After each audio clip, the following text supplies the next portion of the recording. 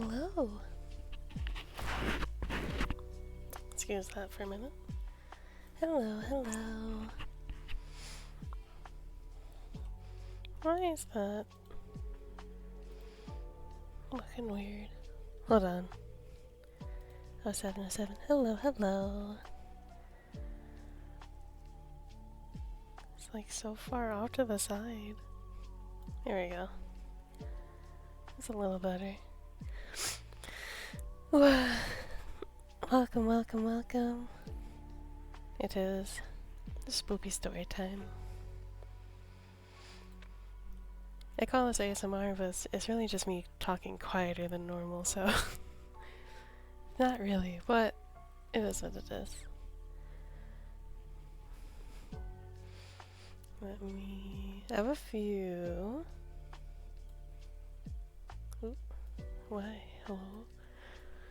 I have a few stories to choose from. And we're just gonna... just kinda go with it. I was gonna do a poll, but maybe not. Hold on 1 second.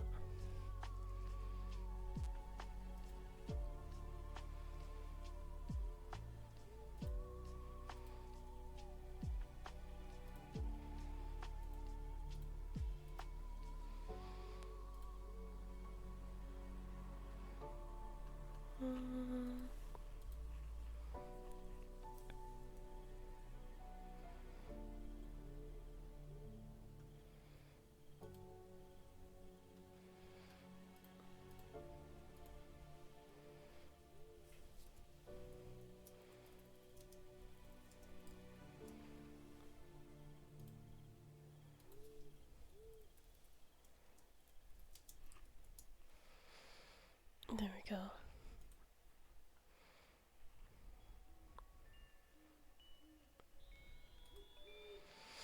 I don't know which one to do first, I'll be honest.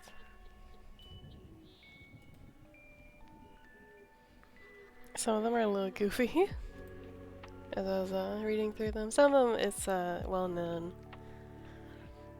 or more well known, I suppose.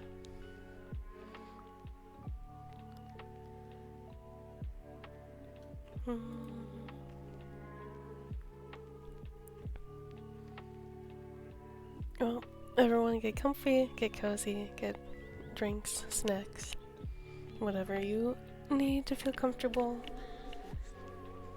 Just gonna mentally prepare myself. I don't know why I'm nervous. I did this last year. It went fine.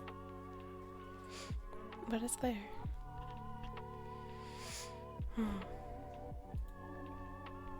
I think it's just nerves. I'm just not used to talking. Or reading. I'm a little quiet. That's a little bit of the point, but I will... Listen, please. Hello, Alt. Welcome. Let me see if I can...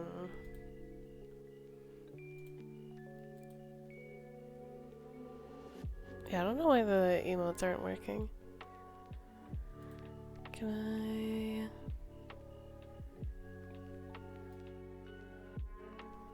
I don't know if this would make me louder at all.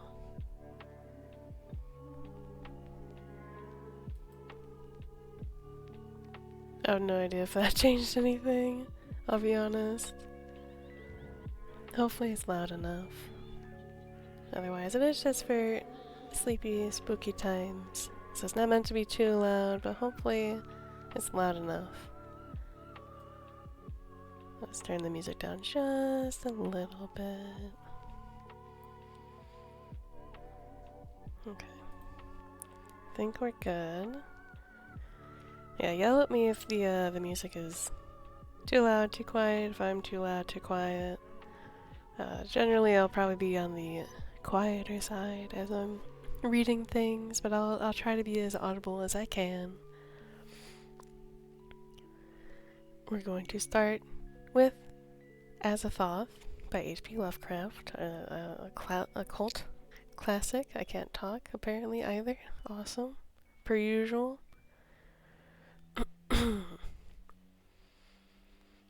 When age fell upon the world, and wonder went out of the minds of men, when grey cities reared to smoky skies tall towers grim and ugly, in whose shadow none might dream of the sun or of spring's flowering meads, when learning stripped the earth of her mantle of beauty, and poets sang no more of twisted phantoms seen with the bleared and inward-looking eyes.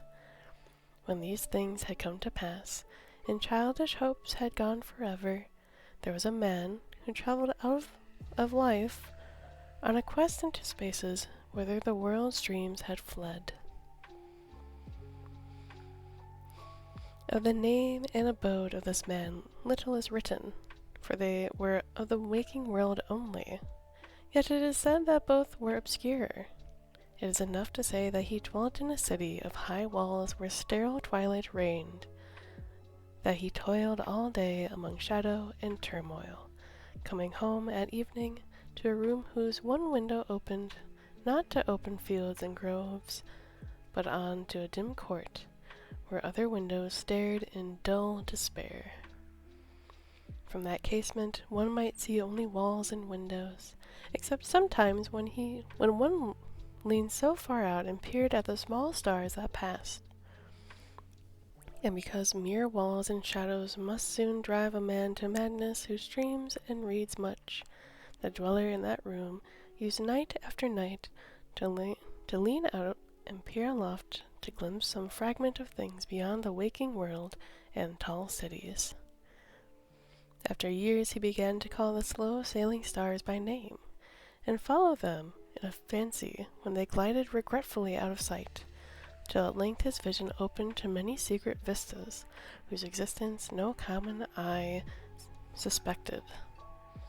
And one night a mighty gulf was bridged, and the dream-haunted sky swelled down to the lonely watcher's window to merge with the close air of his room and to make him a part of their fabulous wonder. There came to that room wild streams of violet midnight glittering with dust of gold, vortices of dust and fire swirling out of the ultimate spaces, and heavy perfumes from beyond the worlds. Opiate oceans poured there, litten by suns that the eye may never behold, and having in their whirlpools strange dolphins and sea nymphs of unrememberable depths. I need to move myself, sorry. I'm in the way of reading. They haul into the room? And I might need to, hold on, shift myself down just a smidgen. There we go. Fuck, I lost my place.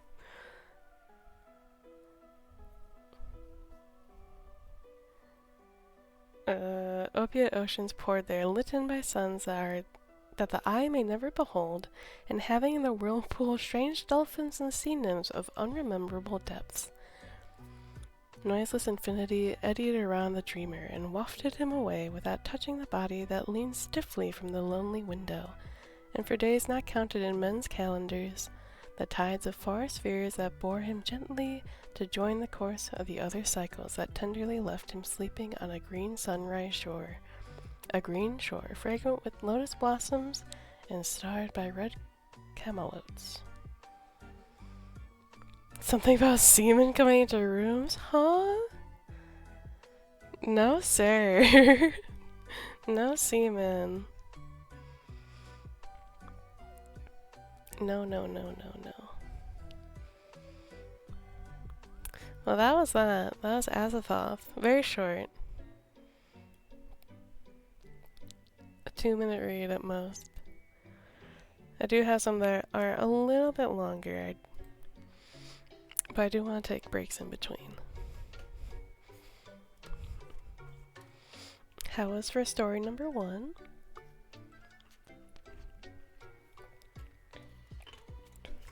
Gotcha.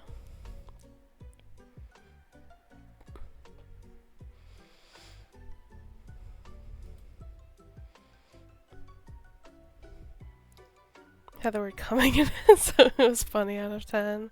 Good.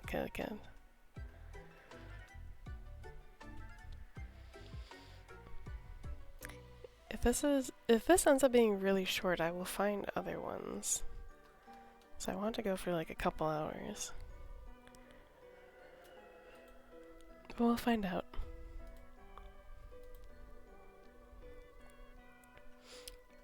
We have another story, not by H.P. Lovecraft. I did try to find different authors.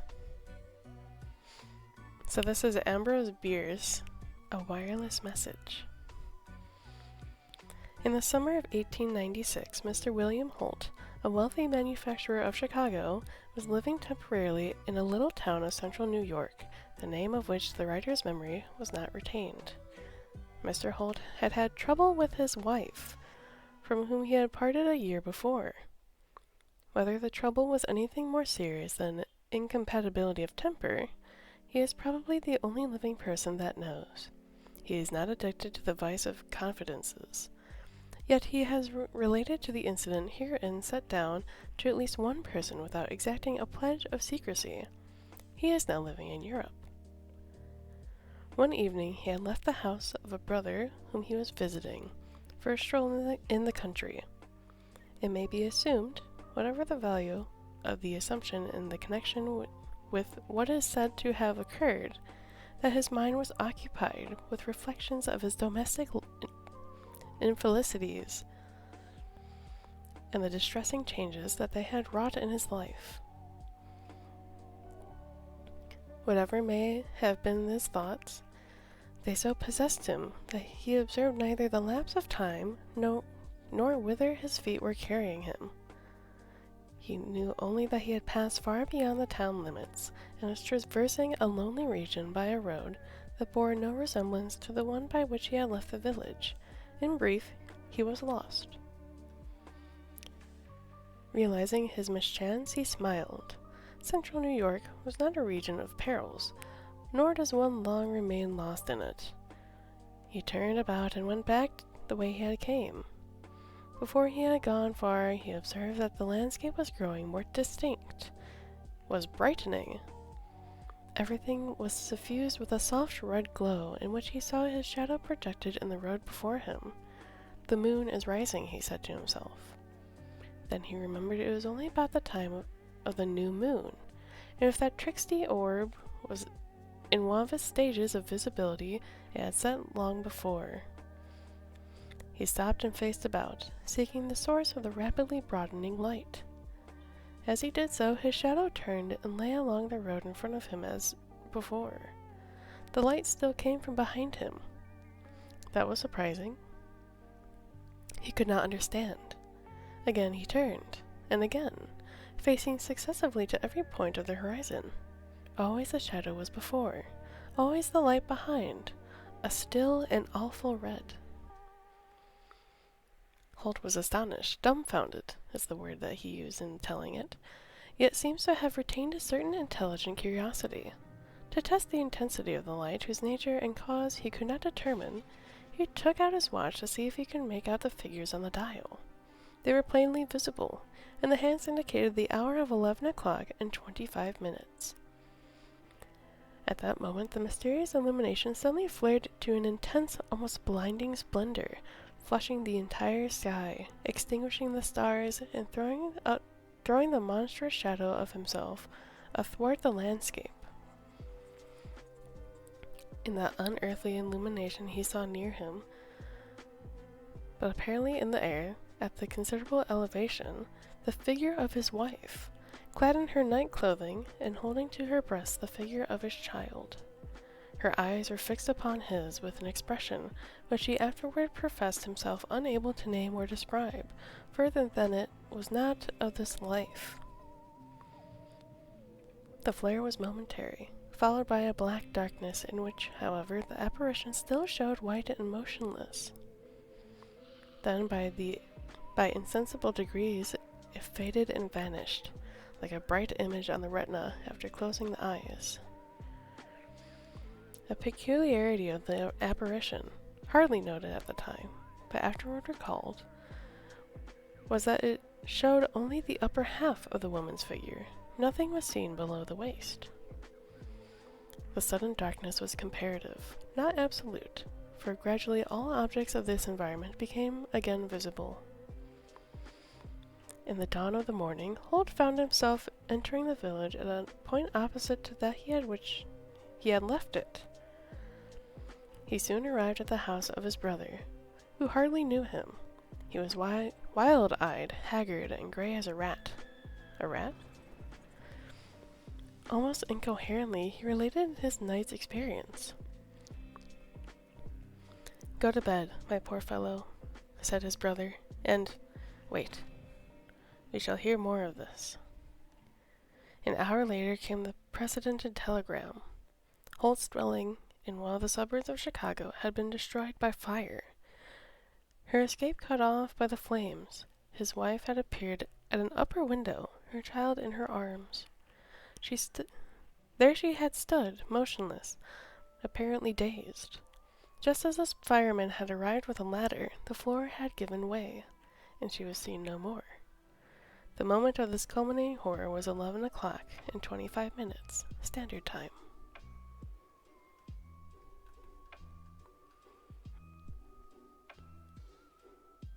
Very spooky. Spooky out of 10.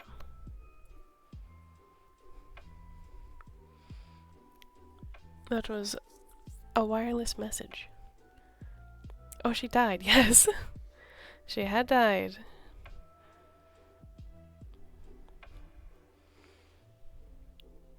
I see. Yes. He had seen her the moment she died. In a different place, at a different time. Very spooky.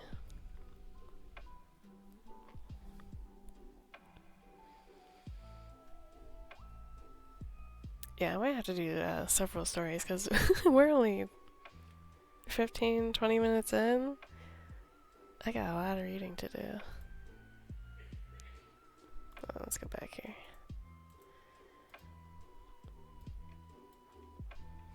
I'll keep that open for now.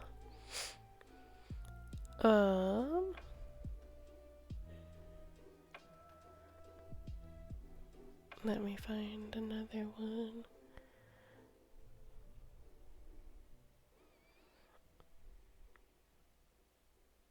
Oh, there's like a note of the who the author was.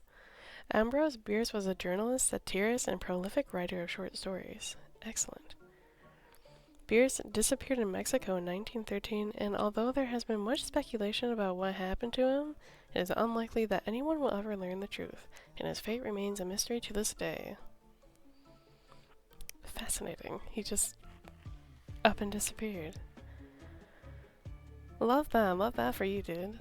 Good for you.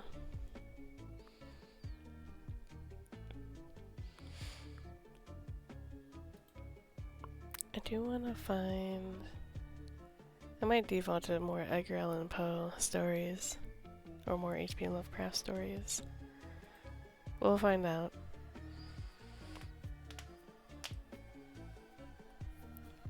Excuse me as I crack all my knuckles. It is cold. It is cold outside. Alright. Next one. John Mortonson's Funeral. Also by Ambrose Bierce. John Mortonson was dead. His lines in the tragedy, Man, had all been spoken, and he had left the stage. I love cracking open cold ones. Ice. Raw ice. Same. The body rested in a fine mahogany coffin fitted with a plate of glass. All arrangements for the funeral had been so well attended to that had the deceased known, he would doubtless have approved. The face, as it shone under the glass, was not disagreeable to look upon. It bore a faint smile, and as the death had been painless, had it not been distorted beyond the repairing power of the undertaker. At 2 o'clock of the afternoon, the friends were to assemble to pay their last tribute of respect to the one who had no further need of friends and respect. The surviving members of the family came severally every few minutes to the casket and wept above the placid features beneath the glass. This did them no good. It did no good to John Mortonson, but in the presence of death, reason and philosophy are silent. As the hour of 2 approached, the friends began to arrive, and after offering such consolation, I can't read, offering such consolation to the stricken relatives of the properties of the occasion required, solemnly seated themselves about the room with an augmented consciousness of their importance in the scheme funeral. Then the minister came, and in that overshadowing presence of the lesser lights went to an eclipse. His entrance was followed by that of the widow, whose lamentations filled the room. She approached the casket, and after leaning her face against the cold glass for a moment, was gently led to a seat near her daughter. Mournfully and low, the man of God began his eulogy of the dead, and his doleful voice, mingled with the sobbing which it was its purpose to stimulate and sustain, rose and fell, seemed to come and go like the sound of a sullen sea. The gloomy day grew darker as he spoke. A curtain of cloud underspread by the sky, and a few drops of rain fell audibly. It seemed as if all nature were weeping for John Mortonson. When the minister had finished his eulogy, with prayer a hymn was sung, and all the pallbearers took their places beside the bier. As the last notes of the hymn died away, the widow ran to the coffin, cast herself upon it, and sobbed hysterically. Gradually, however, she yielded to dissuasion, becoming more composed, and as the minister was in the act of leading her away, her eyes sought the face of the dead beneath the glass. She threw up her arms, and with a shriek fell backward insensible. The mourners sprang toward the coffin. The friends followed, and as the clock on the mantel solemnly struck 3, all were staring down upon the face of John Mortonson, deceased. They turned away, sick and faint. One man, trying in his terror to escape the awful sight, stumbled against the coffin so heavily as to knock it away one of its frail supports. The coffin fell to the floor. The glass was shattered to bits by the concussion. From the opening crawled John Mortonson's cat, which lazily leapt to the floor, sat up, tranquilly wiped his crimson muzzle with a forepaw, then walked with dignity from the room.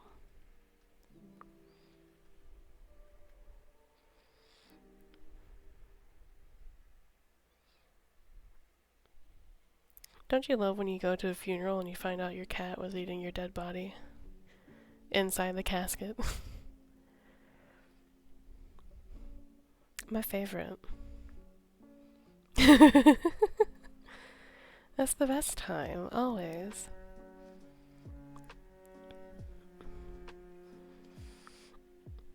That was John Mortonson's funeral.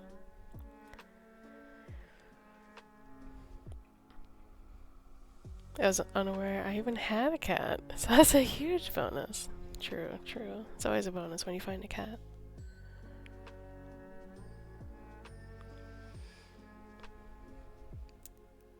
I'd like to find a different writing of this. Hold on. I'm gonna make a Google Doc real quick. I like how the writing for this one looks.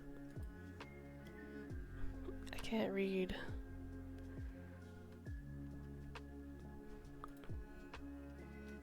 That's not much better. Ugh.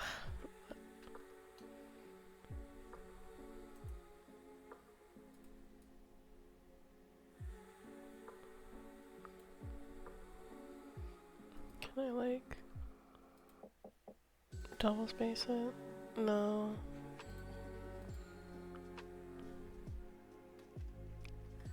It's a little better, I guess.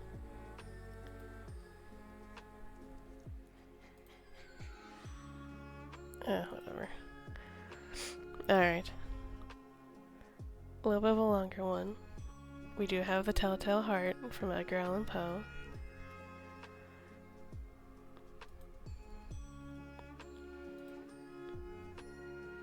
Let's see.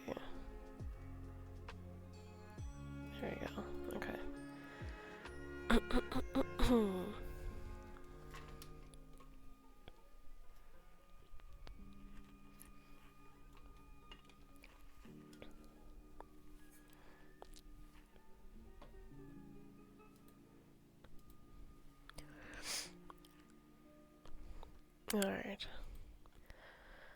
A Telltale Heart by Edgar Allan Poe. True, nervous, very, very dreadfully nervous I had been, and am. But why will you say that I am mad? The disease had sharpened my senses, not destroyed, not dulled them. Above all was the sense of hearing acute. I heard all things in the heaven and in the earth. I heard many things in hell. How, then, am I mad? Hearken, and observe how healthily, how calmly I can tell you the whole story. It is impossible to say how first the idea entered my brain, but once conceived, it haunted me day and night. Object there was none. Passion there was none. I loved the old man. He had never wronged me. He had never given me insult. For his gold I had no desire. I think it was his eye. Yes, it was this. One of his eyes resembled that of a vulture, a pale blue eye with film over it. Whenever it fell upon me, my blood ran cold. And so, by degrees, very gradually, I made up my mind to take the life of the old man, and thus rid myself of the eye forever. Now this is the point. You fancy me mad. Madmen know nothing, but you should have seen me. You should have seen how wisely I proceeded, with what caution, with what foresight, with what dissimulation I went to work.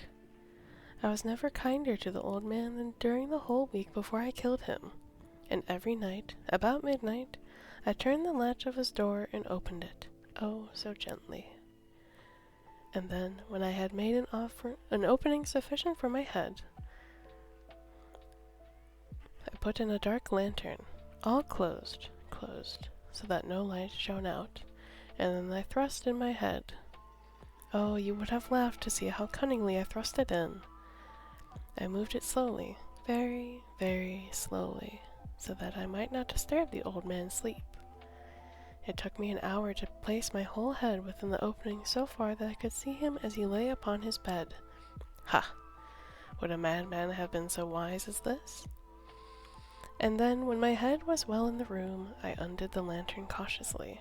Oh, so cautiously. Cautiously, for the hinges creaked. I undid it just so much that a single thin ray fell upon the vulture eye. And I did this for 7 long nights. Every night, just at midnight, but I found the eye was always closed. And so it was impossible to do the work. For it was not the old man who vexed me, but his evil eye. And every morning, when day broke, I went boldly into the chamber, and spoke courageously to him, calling him by name in a hearty tone, and inquiring how he has passed the night. So you see, he would have been a very profound old man, indeed, to suspect that every night, just at 12, I looked in upon him while he slept. Upon the 8th night I was more than usually cautious in opening the door. A watch's minute hand moves more quickly than did mine.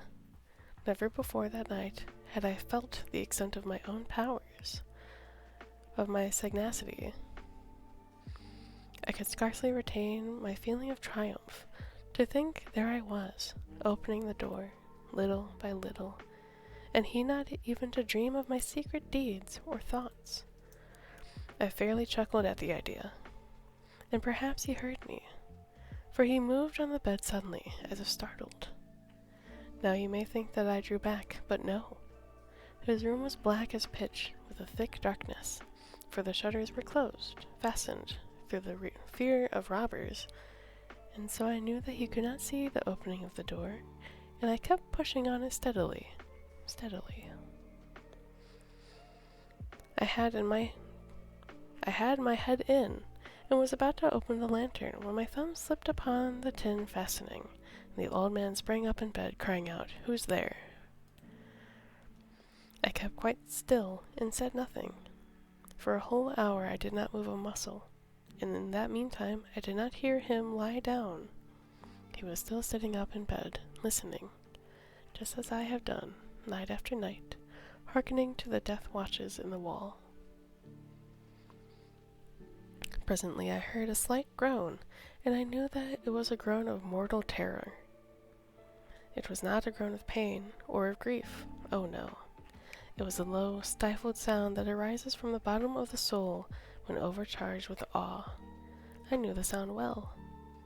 Many a night, just at midnight, when all the world slept, it has welled up from my own bosom, deepening with its dreadful echo the terrors that distracted me. I say I knew it well. I knew what the old man felt, and pitied him, although I chuckled at heart. I knew that he had been lying awake ever since the first slight noise, when he had turned in bed. His fears had been ever since growing upon him. He had been trying to fancy them causeless, but could not. He had been saying to himself, "It is nothing but the wind in the chimney. It is only a mouse crossing the floor. Or it is merely a cricket, which was made up a single chirp." Yes, he has been trying to comfort himself with these suspicions, but he had found all in vain, because death, in approaching him, had stalked with his black shadow before him, and enveloped the victim. And it was the mournful influence of the unperceived shadow that caused him to feel, although he neither saw nor heard me, to feel the presence of my head within the room. When I had waited a long time, very patiently, without hearing him lie down, I resolved to open a very, very little crevice in the lantern. So I opened it. You cannot imagine how stealthily, until at length a single dim ray, like a thread of a spider, shot from the crevice and fell upon the vulture eye. It was open, wide, wide open, and I grew furious as I gazed upon it. I saw it with perfect distinctness, all a dull blue, with a hideous veil over it that chilled the very marrow in my bones. But I could see nothing else of the old man's face or person, for I had directed the rays, as if by instinct, precisely upon the damned spot. And now, have I not told you that what you mistake for madness is but over-acuteness of the senses? Now, I say, there came to my ears a low, dull, quick sound, such as a watch makes when enveloped in cotton. I knew that sound well, too. It was the beating of the old man's heart. It increased my fury, as the beating of a drum stimulates the soldier into courage. But even yet I refrained and kept still. I scarcely breathed. I held the lantern motionless. I tried how steady I could maintain the ray upon the eye. Meantime, the hellish tattoo of the heart increased. It grew quicker and quicker, and louder every instant. The old man's terror must have been extreme. It grew louder, I say, louder every moment. Do you mark me well? I have told you that I am nervous. So I am. And now at the dead hour of the night, amid the dreadful silence of that old house, so strange a noise as this excited me to an uncontrollable terror. Yet for some minutes longer I refrained and stood still, but the beating grew louder. I thought the heart must burst, and now a new anxiety seized me. The sound would not be heard by a neighbor. The old man's hour had come. With a loud yell I threw open the lantern and leaped into the room. He shrieked once only. In an instant I dragged him to the floor and pulled the heavy bed over him. I then sat upon the bed and smiled gaily, to find the deed so far done. But for many minutes the heart beat on with a muffled sound. This, however, did not vex me. It would not be heard through the wall. At length it ceased. The old man was dead. I removed the bed and examined the corpse. Yes, he was stone dead. I placed my hand upon the heart and held it there for many minutes. There was no pulsation. He was stone dead. His eye would trouble me no more. If still you think me mad, you will think no longer when I describe the wise precautions I took for the concealment of the body. The night waned. I worked hastily, but in silence. First of all, I dismembered the corpse. I cut off the head, and the arms, and the legs. I then took up 3 planks from the flooring of the chamber, and deposited it all between the scantlings. I then replaced the boards so cleverly, so cunningly, that no human eye, not even his, could have detected anything wrong. There was nothing to wash out, no stain of any kind, no blood spot whatever. I have been too wary for that. A tub had caught it all. Ha ha. When I had made an end of these labors, it was 4 o'clock, still dark as midnight. As the bell sounded the hour, there came a knocking at the street door. I went down to open it with a light heart, for what I now had to fear. There entered 3 men, who introduced themselves with perfect suavity as officers of the police. A shriek had been heard by a neighbor during the night. Suspicion of foul play had been aroused. Information had been lodged at the police office, and they, the officers, had been deputed to search the premises. I smiled, for what had I to fear? I bade the gentleman welcome. The shriek, I said, was my own in a dream. The old man, I mentioned, was absent in the country. I took my visitors all over the house. I bade them search well. I led them, at length, to his chamber. I showed them his treasure, secure, undisturbed. In the enthusiasm of my confidence, I brought chairs into the room, and desired them here to rest them from their fatigues, while I myself, in the wild audacity of my perfect triumph, placed my own seat upon the very spot beneath which reposed the corpse of the victim. The officers were satisfied. My manner had convinced them. I was singularly at ease. They sat, and while I answered cheerily, they chattered of familiar things.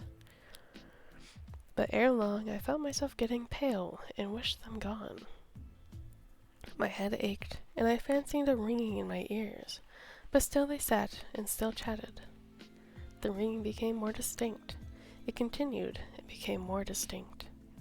I talked more freely, to get rid of the feeling, but it continued and gained definiteness, until, at length, I found that the noise was not within my ears. No doubt I now grew very pale. But I talked more fluently, and with a heightened voice, yet the sound increased, and what could I do? It was a low, dull, quick sound, much such a sound as a watch makes when enveloped in cotton. I gasped for breath, and yet the officers heard it not. I talked more quickly, more vehemently, but the noise steadily increased. I arose and argued about trifles in a high key and with violent gesticulations, but the noise steadily increased. Why would they not be gone? I paced the floor to and fro with heavy strides, as if excited to fury by the observations of the men, but the noise steadily increased. Oh God, what could I do? I foamed, I raved, I swore. I swung the chair upon which I had been sitting and grated it upon the boards, but the noise arose over all and continually increased. It grew louder, louder, and louder, but still the men chatted pleasantly and smiled. Was it possible they heard not? Almighty God, no, no! They heard, they suspected, they knew. They were making a mockery of my horror. This, I thought, and this I think. But anything was better than this agony. Anything was more tolerable than this derision. I could bear those hypocritical smiles no longer. I felt that I must scream or die. And now, again, hark, louder, louder, louder, louder. Villains! I shriek. Disassemble no more. I admit the deed. Tear up the planks. Here, here! It is the beating of his hideous heart.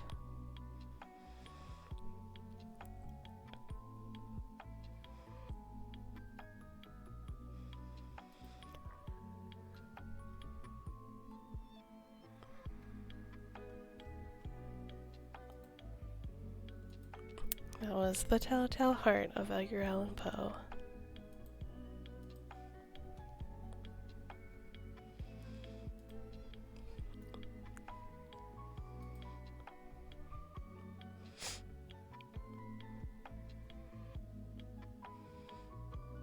Man, I am barely an hour into stream. I feel this. Yeah, do you? Do you have a heart under your floorboards that is driving you insane?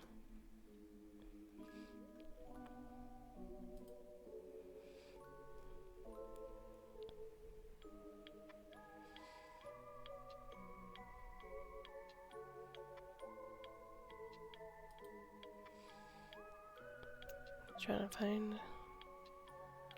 When you don't? No. I rent this place, so I'm not allowed to.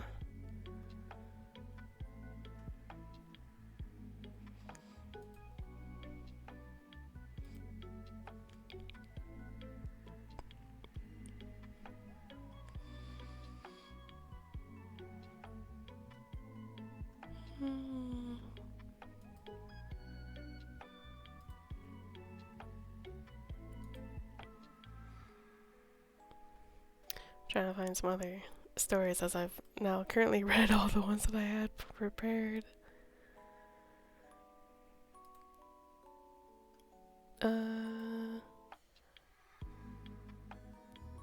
Let's go with...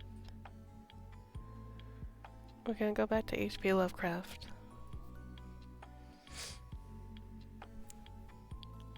You got a nice reading voice, Lucy. Thank you. I try.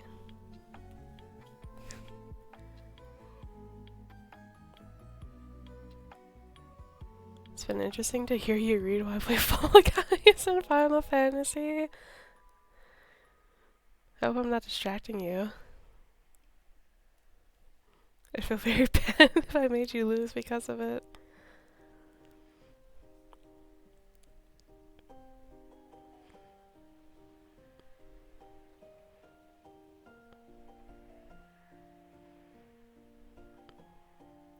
You're the reason I lost all the crowds? No! I'm so sorry!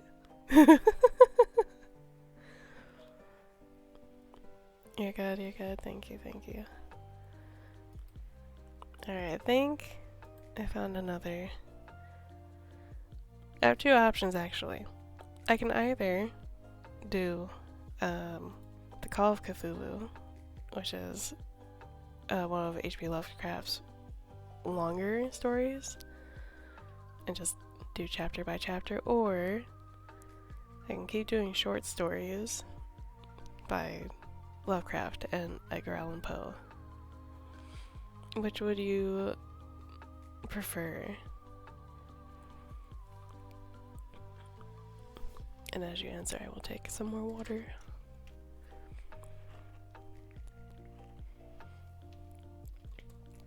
A gnarly backflip? I don't know if I can do that one, Chief.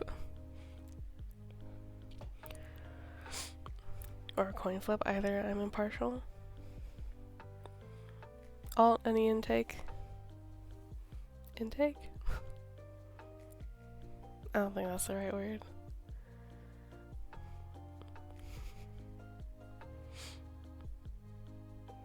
Any preference?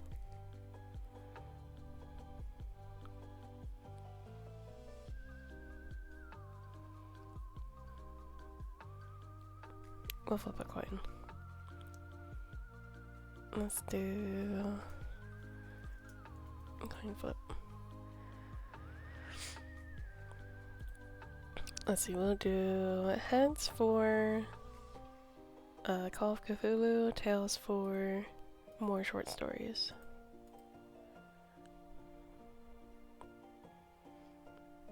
It is heads. We'll do Call of Cthulhu. We'll go chapter by chapter until I decide that we're done. How long is this? How many chapters is this?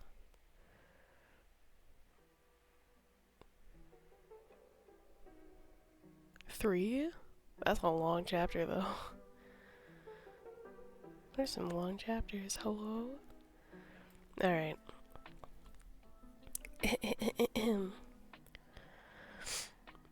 The Call of Cthulhu by H.P. Lovecraft.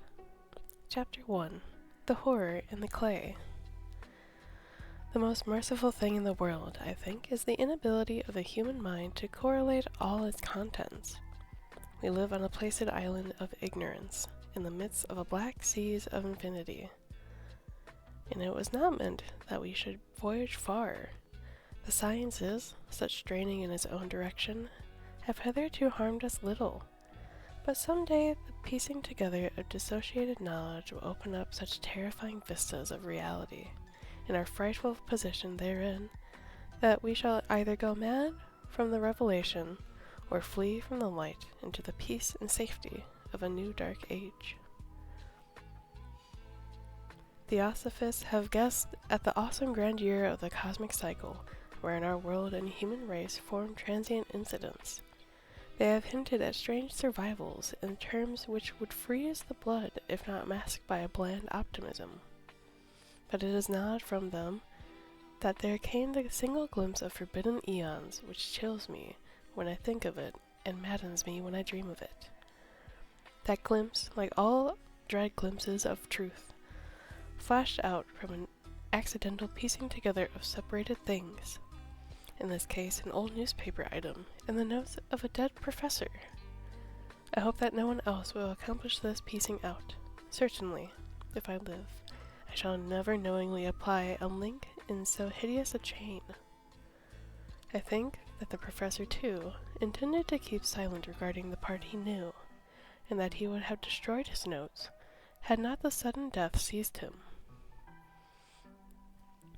My knowledge of the thing began in the winter of 1926 to 1927, with the death of my great-uncle George Gamble Angel, Professor Emeritus of Semitic Languages in Brown University, Providence, Rhode Island.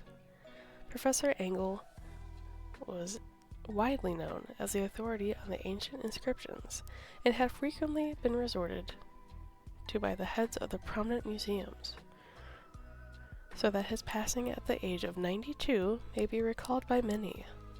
Locally, interest was intensified by the obscurity of the cause of death. The professor had been stricken while returning from the Newport boat, falling suddenly, as witnesses said, after having been jostled by a nautical-looking... I can't say that word. That is not a word I can say.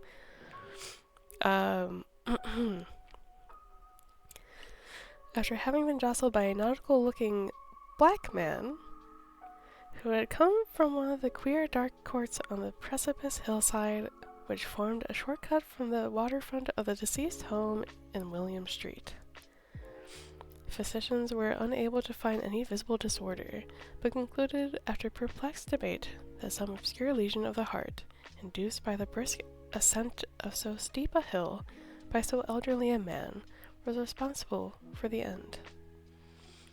At the time I saw no reason to dissent from this dictum, but latterly I am inclined to wonder, and more than wonder. As my great-uncle's heir and executor, for he had died a childless widower, I was expected to go over his papers with some thoroughness, and for that purpose he moved his entire set of files and boxes to my quarters in Boston. Much of the material which I had correlated will be later published by American Archaeological Society, but there was one box which I found exceedingly puzzling, and which I felt much averse from showing to other eyes. It had been locked, and I did not find the key till it occurred to me to examine the personal ring which the professor carried in his pocket. Then indeed I succeeded in opening it, but when I did so, seemed only to be confronted by a greater and more closely locked barrier. For what could be the meaning of this queer clay bas-relief, and the disjointed jottings, ramblings, and cuttings which I found? Had my uncle in his latter years become credulous of the most superficial impostures? I resolved to search out the eccentric sculptor responsible for this apparent disturbance of an old man's peace of mind. The bas-relief was a rough rectangle less than an inch thick and about 5 by 6 inches in area. obviously of modern origin. Its designs, however, were far from modern in atmosphere and suggestion, for although the vagaries of Cubism and Futurism are all many and wild, they do not often reproduce what cryptic regularity which lurks in prehistoric writing. In writing of some kind, the bulk of these designs seems certainly to be, though my memory, despite much of the papers and collections of my uncle, failed in any way to identify this particular species, or even hint at its remotest affiliations. Above these apparent hieroglyphs was a figure of evident pictorial intent, though its impressionistic execution forbade a very clear idea of its nature. It seemed to be a sort of monster, or symbol, representing a monster, of a form which only a diseased fancy could conceive. If I say that my somewhat extravagant imagination yielded simultaneous pictures of an octopus, a dragon, and a human caricature, I shall not be unfaithful to the spirit of the thing. A pulpy, tentacled head surmounted a grotesque and scaly body with rudimentary wings. But it was the general outline of the whole which made it most shockingly frightful. Behind the figure was vague suggestions of a cyclopean architectural background. The writing accompanying this oddity was, aside from the stack of press cuttings, in Professor Engel's most recent hand, and made no pretense to literary style. What seemed to be the main document was headed Cthulu Cult, in characters painstakingly printed to avoid the erogenous readings of a word so unheard of. This manuscript was divided into two sections, the first of which was headed 1925, Dream and Dream Work of H. A. Wilcox, 7 Thomas Street, Providence, Rhode Island, and the second, Narrative of Inspector John R. Legrasse, 121 Beanville Street, New Orleans, L.A., at 1908 AAS MTG. Notes on same in Prof. Webb's account. The other manuscript papers were brief notes. Some of them accounts of the queer dreams of different persons. Some of them citations from theosophical books and magazines, notably W. Scott Eliot's Atlantis and the Lost Lemuria, and the rest comments on long surviving secret societies and hidden cults, with references to passages in such mythological and anthropological source books, such as Fraser's Golden Bowl and Miss Murray's Witch Cult in Western Europe. The cuttings largely alluded to outer mental illness and outbreaks of groups, folly, or mania in the spring of 1925. The first half of the principal manuscript told a very particular tale. It appears that on March 1st, 1925, a thin, dark young man of neurotic and excited aspect had called upon Professor Engel, bearing the singular clay bas-relief, which was then exceedingly damp and fresh. His card bore the name of Henry Anthony Wilcox, and my uncle had recognized him as the youngest son of an excellent family slightly known to him, who had latterly been studying sculpture at the Rhode Island School of Design and living alone at the Fleur-de-Lis building near the institution. Wilcox was a precocious youth of knowing genius, but great eccentricity, and had from childhood excited attention through the strange stories and odd dreams he was in the habit of relating. He called himself psychically hypersensitive, but the staid folk of the ancient commercial city dismissed him as merely queer. Never mingling much with his kind, he had dropped gradually from social visibility. It was now known only to a small group of aesthetes from other towns. Even the Providence Art Club, anxious to preserve its conservationism, had found him quite hopeless. Sorry if you can hear my hiccups, that's okay. I don't think it's picking up. On the occasion of the visit, ran the professor's manuscript, the sculptor abruptly asked for the benefit of his host's archaeological knowledge in identifying the hieroglyphics of the bas-relief. He spoke in a dreamy, stilted manner, which suggested pose and alienated sympathy. My uncle showed some sharpness in replying, for the conspicuous freshness of the tablet implied kinship with anything but archaeology. Young Wilcox's rejoinder, which impressed my uncle enough to make him recall it and record it verbatim, was of a fantastically poetic cast, which must have typified his whole conversation, and which I have since found highly characteristic of him.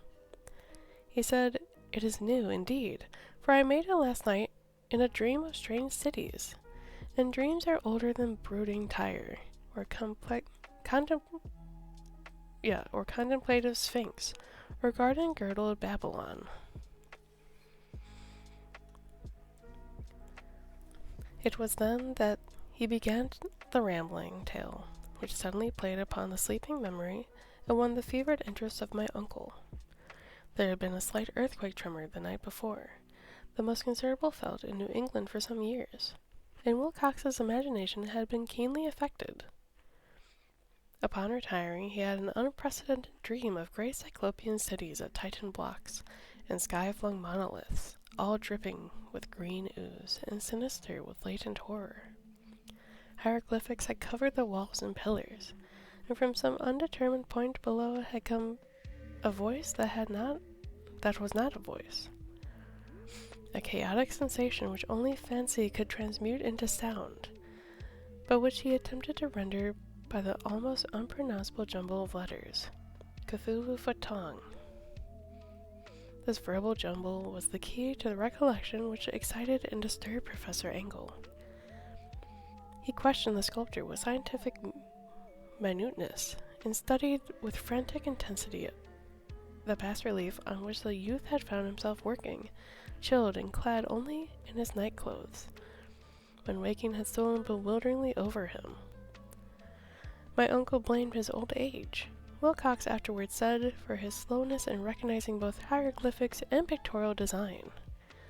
Many of his questions seemed highly out of place to his visitor, especially those which tried to connect the latter with the strange cults or the societies. And Wilcox could not understand the repeated promises of silence, which he was offered in exchange for the admission of membership in the widespread mystical or paganly religious body. When Professor Engel became convinced that the sculptor was indeed ignorant of any cult or system of cryptic lore, he besieged his visitor with demands for the future reports of dreams.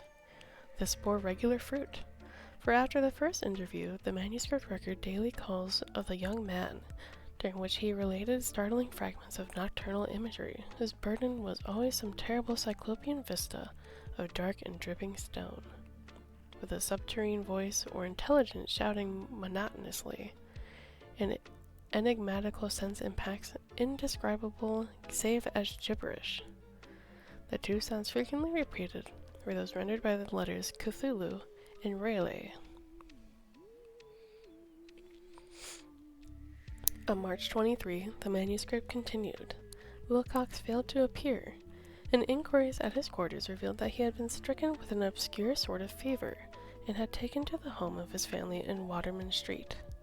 He had cried out in the night, arousing several other artists in the building, and had manifested since then only alterations of unconsciousness and delirium. My uncle at once telephoned the family, and from that time forward he kept close watch of the case, calling often at the Thayer Street office of Dr. Toby, whom he learned to be in charge. The youth's febrile mind, apparently, was dwelling on strange things, and the doctor shuddered now and then as he spoke of them. They included not only a repetition of what he had formerly dreamed, but touched wildly on gigantic things miles high, which had walked or lumbered about. He at no time fully described his object, but occasional frantic words, as repeated by Dr. Toby, convinced the professor that it must be identical with the nameless monstrosity that he had sought to depict in his dream sculpture. Reference to this object, the doctor added, was invariably a prelude to the young man's subsidence into lethargy. His temperature, oddly enough, was not greatly above normal, but the whole condition was otherwise such as to suggest true fever rather than a mental disorder. On April 2nd, at about 3 p.m., every trace of Wilcox's malady suddenly ceased. He sat upright in bed, astonished to find himself at home and completely ignorant of what had happened in the dream or reality since the night of March 22nd. Pronounced well by his physician, he returned to his quarters in 3 days, but to Professor Engel he was of no further assistance. All traces of strange dreaming had vanished with his recovery. My uncle kept no record of his night thoughts after a week. After a week of pointless and irrelevant accounts of thoroughly usual visions. Here the first part of the manuscript ended, but references to certain of the scattered notes gave me much material for thought. So much, in fact, that only the ingrained skepticism then forming my philosophy can account for my continued distrust of the artist. The notes in question were those descriptive of the dreams of various persons covering the same period as that in which young Wilcox had had his strange visitations.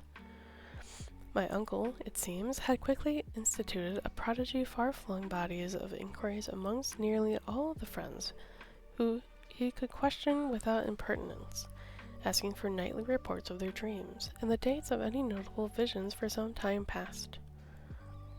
The reception of his request seems to have varied, but he must, at the very least, have received more responses than any ordinary man could have handled without a secretary. This original correspondence was not preserved, but his notes formed a thorough and really significant digest. Average people in the society and business, New English traditional salt of the earth, gave an almost completely negative result, though scattered cases of uneasy but formless nocturnal impressions appear here and there, always between March 23rd and April 2nd, the period of young Wilcox's delirium. Scientific men were little more affected. The 4 cases of vague description suggest fugitive glimpses of strange landscapes, and in one case there mentioned a dread of something abnormal.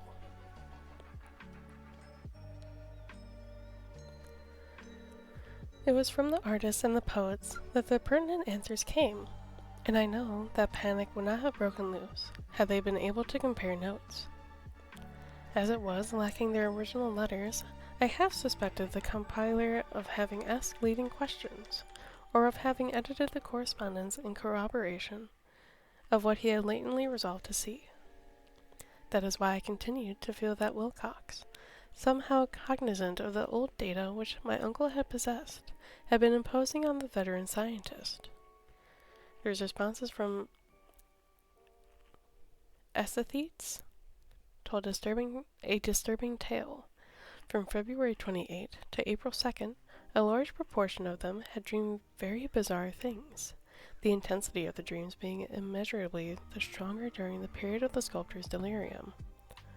Over a fourth of those who reported anything reported scenes and half-sounds not unlike those which Wilcox had described, and some of the dreamers confessed acute fear of the gigantic nameless thing visible towards the last. One case, which the note describes with emphasis, was very sad. The subject, a widely known architect with leanings towards theosophy and occultism, went violently insane on the date of the young Wilcox's seizure, and expired several months later after the incessant screamings to be saved from some escaped denizen of hell. Had my uncle referred to these cases by name instead of merely by a number, I should have attempted some corroboration and personal investigation. But as it was, I succeeded in tracing down only a few. All of these, however, were out of the notes in full. I have often wondered if all of the subjects of the professor's questioning felt as puzzled as I did in this fraction. It is well that no explanation shall ever reach them. The press cuttings, as I have intimated, touched on cases of panic, mania, and eccentricity during the given period.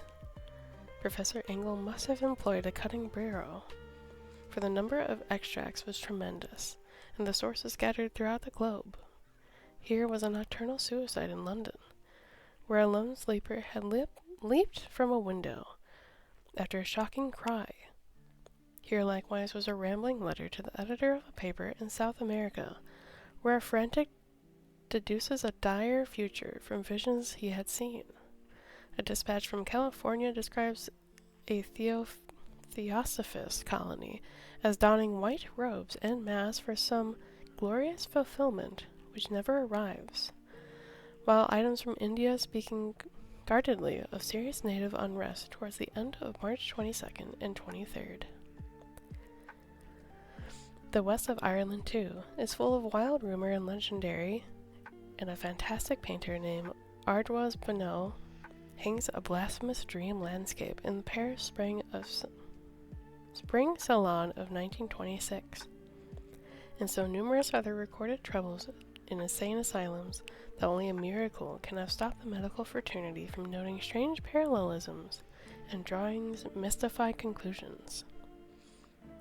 A weird bunch of cuttings, all told, and I can at this date scarcely envisage the callous rationalism with which I set them aside. But I was then convinced that young Wilcox had known of the older matters mentioned by the professor. End of chapter 1.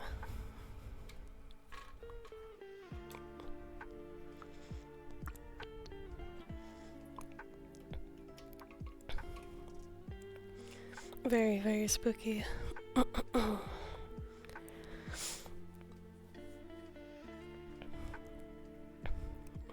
The Tale of Inspector Legras, Chapter 2. The older matters, which made the sculptor's dream and bas relief so significant to my uncle, formed the subject of the second half of his long manuscript.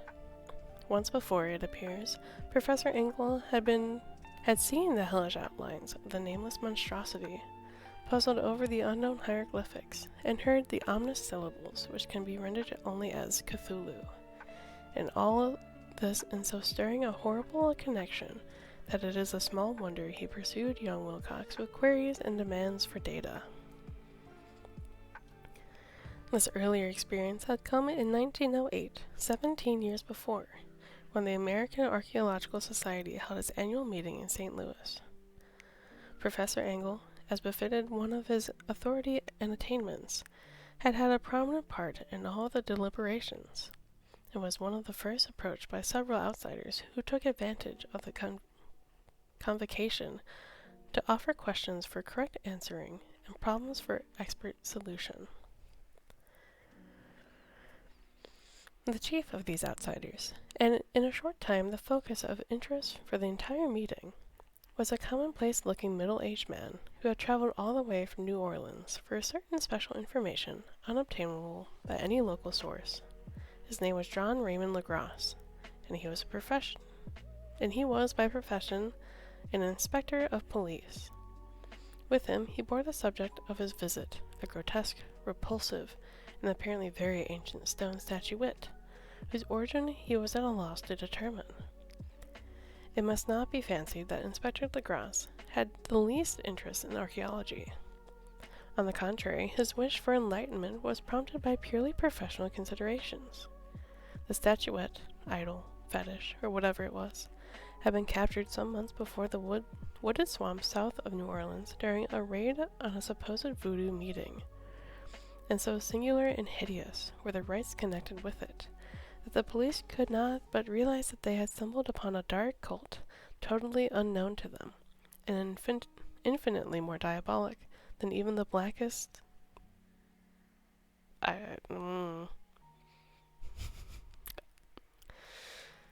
Damn it, Lovecraft, why you gotta be racist? And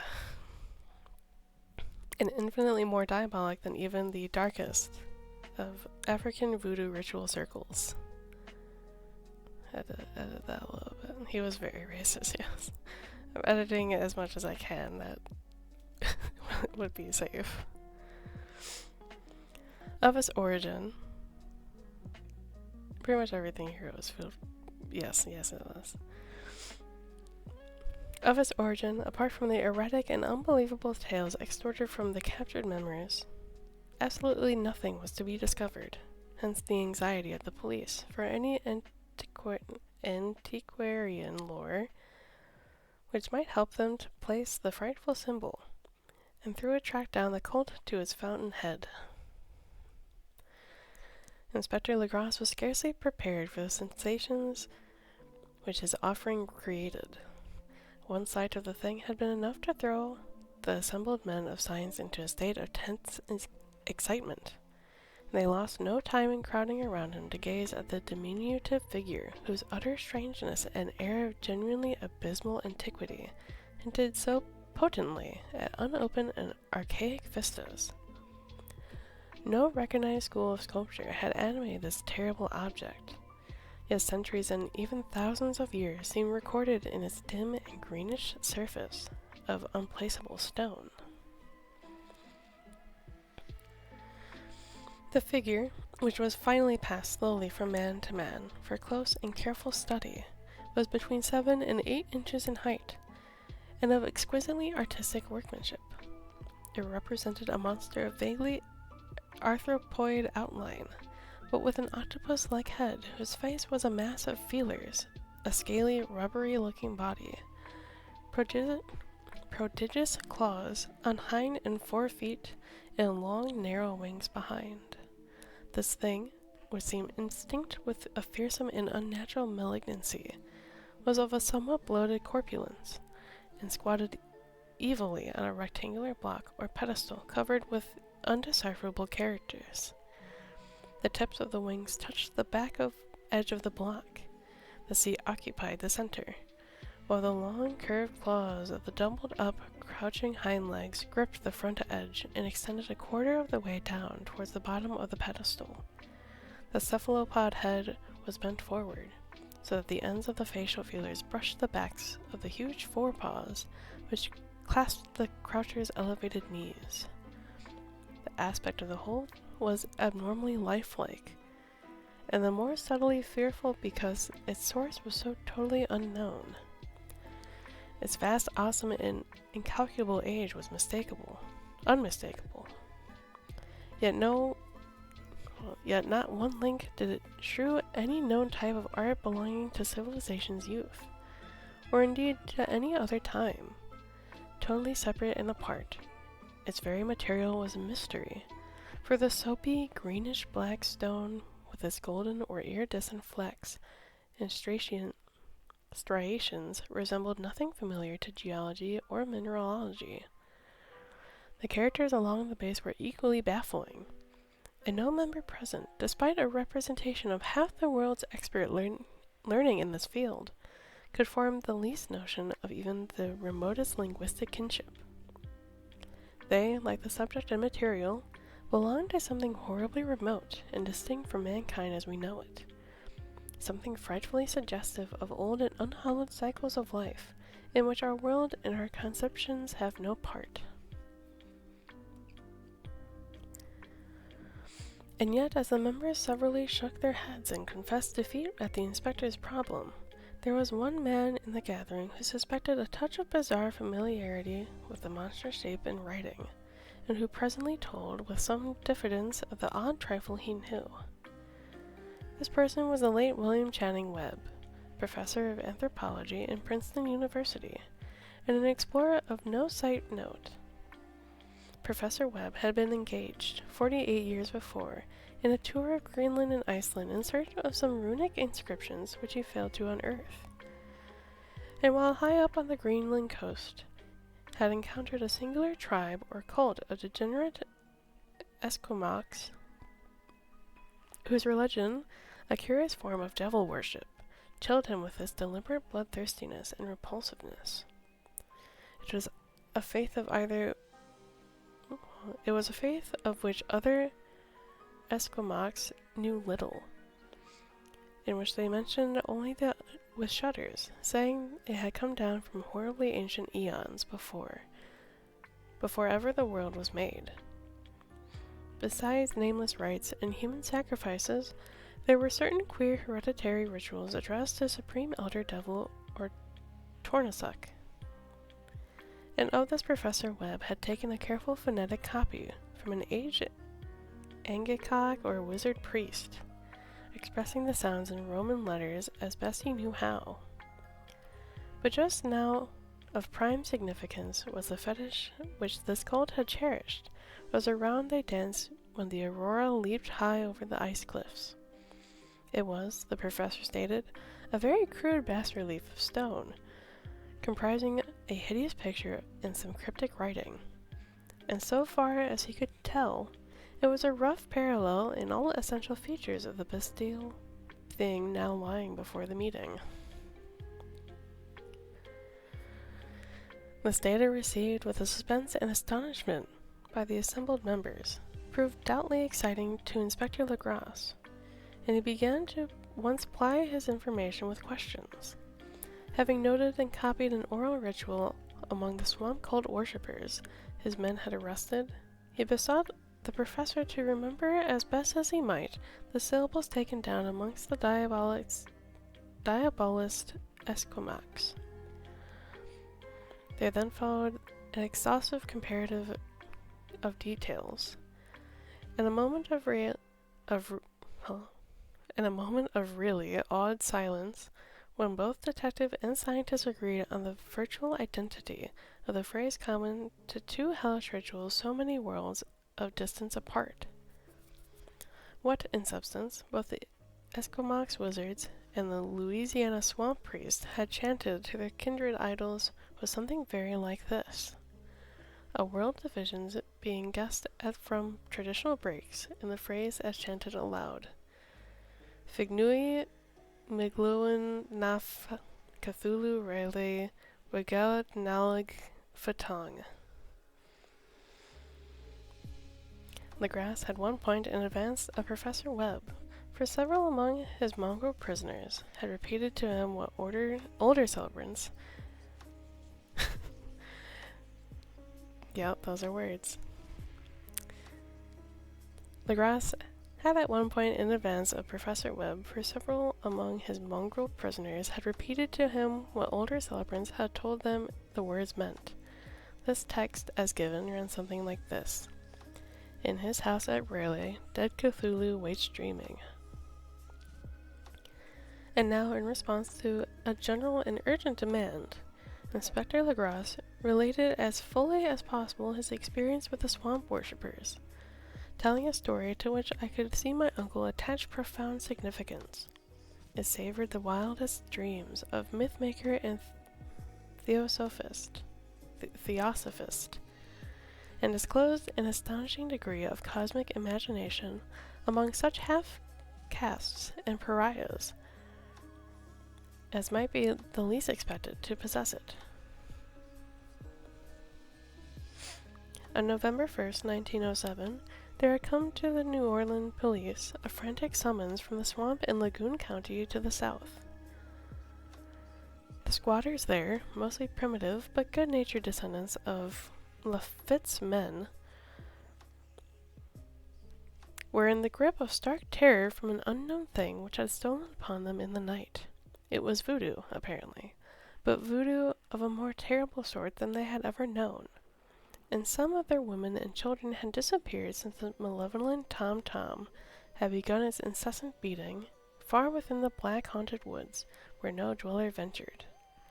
There were insane shouts and harrowing screams, soul-chilling chants and dancing devil flames, and the frightened messenger added, the people couldn't stand it no more. So a body of 20 police, filling 2 carriages and an automobile, set out in the late afternoon with a shivering squatter as a guide. At the end of the passable road they alighted, and for miles splashed on in silence through the terrible cypress woods, where day never came. Ugly roots and malignant hanging nooses of Spanish moss beset them. And then a pile of dank stones or fragments of a rotting wall intensified by its hint of morbid habitation, a depression which every malformed tree and every fungus islet combined to create. At length the squatter's settlement, a miserable huddle of huts, hove in sight, and hysterical dwellers ran out to cluster around the group of bobbing lanterns. The muffled beat of tom-toms was now faintly audible far, far ahead, and a curdling shriek came at the infrequent intervals when the wind shifted. A reddish glare, too, seemed to filter through the pale undergrowth beyond the endless avenues of forest night. Reluctant even to be left alone again, each one of the crowd squatters refused point-blank to advance another inch toward the scene of unholy worship.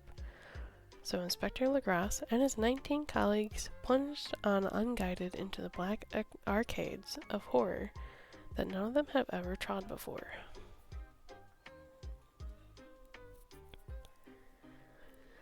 The region now entered by the police was one of traditionally evil repute, substantially known and untraversed by white men. Of course. There are legends of a hidden lake unglimpsed by mortal sight, in which dwelt a huge formless white polypus thing with luminous eyes, and squatters whispered at bat-winged devils flew up out of the caverns in inner earth to worship it at midnight. They said it had been there before D'Iberteville, before La Salle, before the Indians, and before even the wholesome beasts and birds of the woods. It was nightmare itself, and to see it was to die. But it made men dream, and so they knew enough to keep away. The present voodoo... Oh, what the fuck? The present voodoo gathering was, indeed, on the merest fringe of this abhorrent area, but that location was bad enough. Hence perhaps the very place of the worship had terrified the squatters more than the shocking sounds and incidents. Only poetry or madness could do justice to the noises heard by Legrasse's men as they plowed through the black moors towards the red glare and muffled tom-toms. There are vocal qualities peculiar to men and vocal qualities peculiar to beasts, and it is terrible to hear the one when the source should yield the other. Animal fury and orgastic license were worshipped themselves to demonic heights by howls and squawking ecstasies that tore and reverberated through those nighted woods like pestilential tempests from the gulfs of hell. Now and then the less organized ululation would cease, and from what seemed a well-drilled chorus of hoarse voices would rise in sing-song chant that hideous phrase or ritual. Then the men, having reached a spot where the trees were thinner, came suddenly in sight of the spectacle itself. 4 of them reeled, 1 fainted, and 2 were shaken into a frantic cry, which the mad cacophony of the group fortunately deadened. Legrasse dashed swamp water on the face of the fainting man, and all stood trembling and nearly hypnotized with horror. In a natural glade of the swamp stood a grassy island of perhaps an acre's extent, clear of trees and tolerably dry. On this now leaped and twisted more indescribable horde of human abnormality than any but a Sime or Angorola could paint. Void of clothing, this hybrid spawn were braying, bellowing, and writhing about a monstrous ring-shaped bonfire, in the center of which, revealed by occasional rifts in the curtain of flame, stood the great granite monolith some 8 feet in height, on top of which, incongruous in its diminutiveness, rested the noxious carven statuette. From a wide circle of 10 scaffolds set up at a regular interval, with the flame-girt monolith as a center hung, head downward, the oddly marred bodies of the helpless squatters who had disappeared. It was inside the circle that the ring of worshippers jumped and roared, the general direction of the mass motion being from left to right an endless bacchanal between the ring of bodies and the ring of fire. It may have been only imagination, and it may have been only echoes, which induced one of the men, an excitable Spaniard, to fancy he heard antiphonal responses to the ritual from some far and unilluminated spot deeper within the wood of ancient legendary and horror. This man, Joseph D. Galvez, I later met and questioned, and he had proved distractingly imaginative. He indeed went so far as to hint of the faint beating of the great wings, and of a glimpse of shining eyes and a mountainous white bulk beyond the remotest trees, but I suppose he had been hearing too much native superstition. Actually, the horrified pause of the men was of comparatively brief duration. Duty came first, and although there must have been nearly 100 mongrel celebrants in the throng, the police relieved on their firearms and plunged determinedly into the nauseous rout. For 5 minutes the reluctant din and chaos were beyond description. Wild blows were struck, shots were fired, and escapes were made. But in the end Legras was able to count some 47 sullen prisoners, whom he forced to dress in haste and fall into line between 2 rows of policemen. 5 of the worshippers lay dead, and 2 severely wounded ones were carried away on improvised stretchers by their fellow prisoners. The image on the monolith, of course, was carefully removed and carried back by Legras. Examined at headquarters after a trip of intense strain and weariness, the prisoners all proved to be men of a very low, mixed-blooded, and mentally aberrant type. Most were seamen, and a sprinkling of black men, largely West Indians or Bravo Portuguese from the Cape Verde Islands, gave a coloring of voodooism to the heterogeneous cult.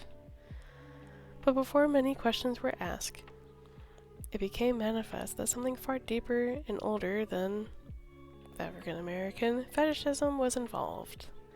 Degraded and ignorant as they were, the creatures held with surprising consistency to the central idea of their loathsome faith. They worship, so they said, the great old ones, who lived ages before there were any men, and who came to the young world out of the sky. Those old ones were gone now, inside the earth and under the sea. But their dead bodies had told their secrets in the dreams to the first men, who formed a cult which had never died. This was that cult, and the prisoners said it had always existed, and always would exist, hidden in the distant wastes and dark places all over the world, until the time was the great priest Cthulu, from his dark house in the mighty city of Raleigh, under the waters, should rise and bring the earth again beneath its sway. Someday he would be called, when the stars were ready, and the sacred cult would always be waiting to liberate him. Meanwhile, no more must be told. There was a secret in which torture could not extract. Mankind was not absolutely among one of the conscious things of earth, for shapes came out of the dark to visit the faithful few. But these were not the great old ones. No man had ever seen the old ones. The carven idol was great Cthulu, but none might say whether or not the others were precisely like him. No one could read the old writing now, but things were told by word of mouth. The chanted ritual was not the secret. That was never spoken aloud, only whispered. The chant meaning only this: in this house at Raleigh, dead Cthulhu waits dreaming. Only 2 of the prisoners were found sane enough to be hanged, and the rest were committed to various institutions. All denied a part in the ritual murders, and averred that the killing had been done by black-winged ones, which had come from their immortal meeting place in the haunted wood. But of those mysterious allies no coherent account could ever be gained. What the police did extract came merely from the immensely aged mestizo named Castro, who claimed to have sailed to strange ports and talked with undying letters of the cult in the mountains of China. Old Castro remembered bits of hideous legend that paled the speculations of the Theophysists and made man and the world seem recent and transient indeed. There had been eons when other things ruled on the earth, and they had great cities.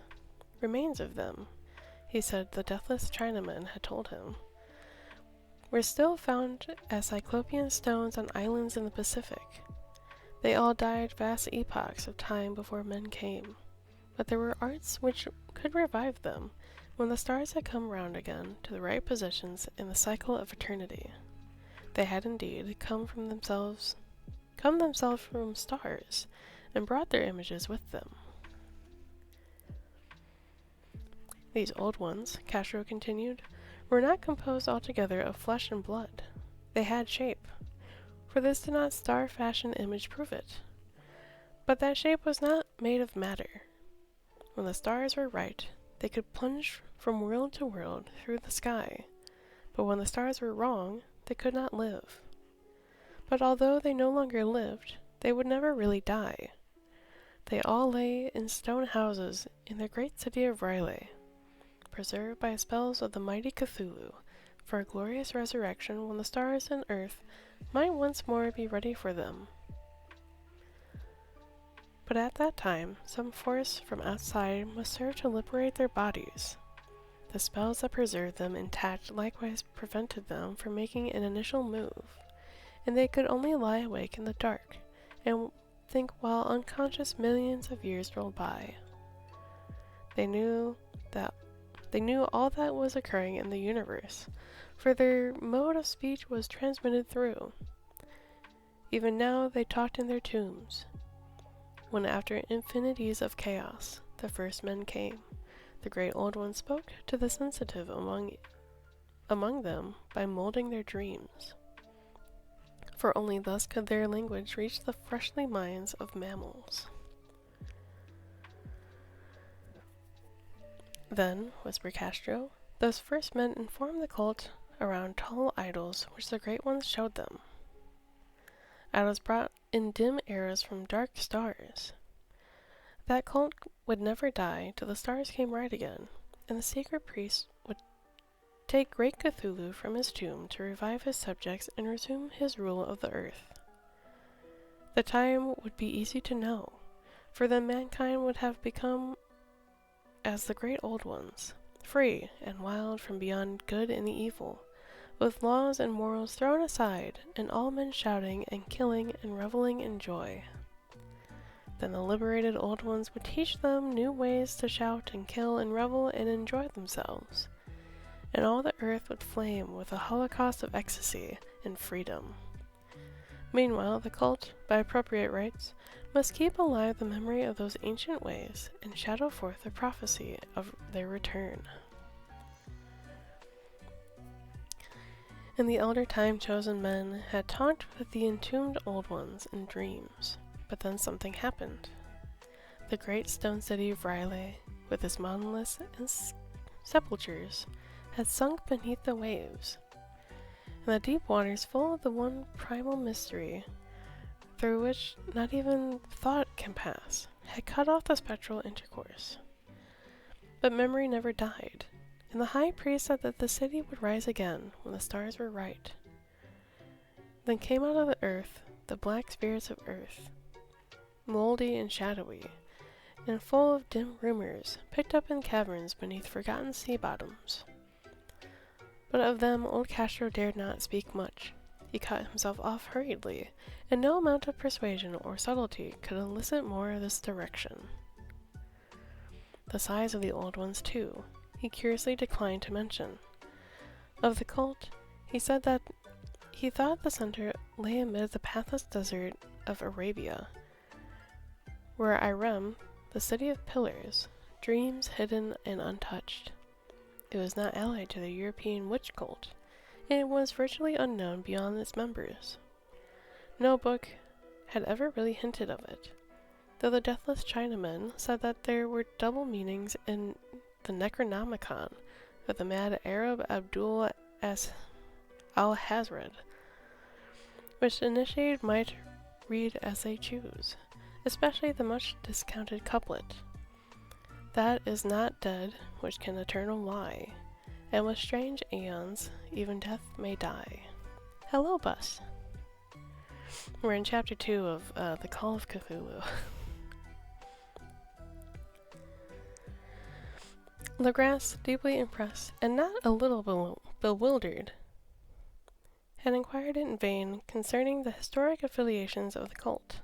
Castro, apparently, had told the truth when he said it was wholly secret.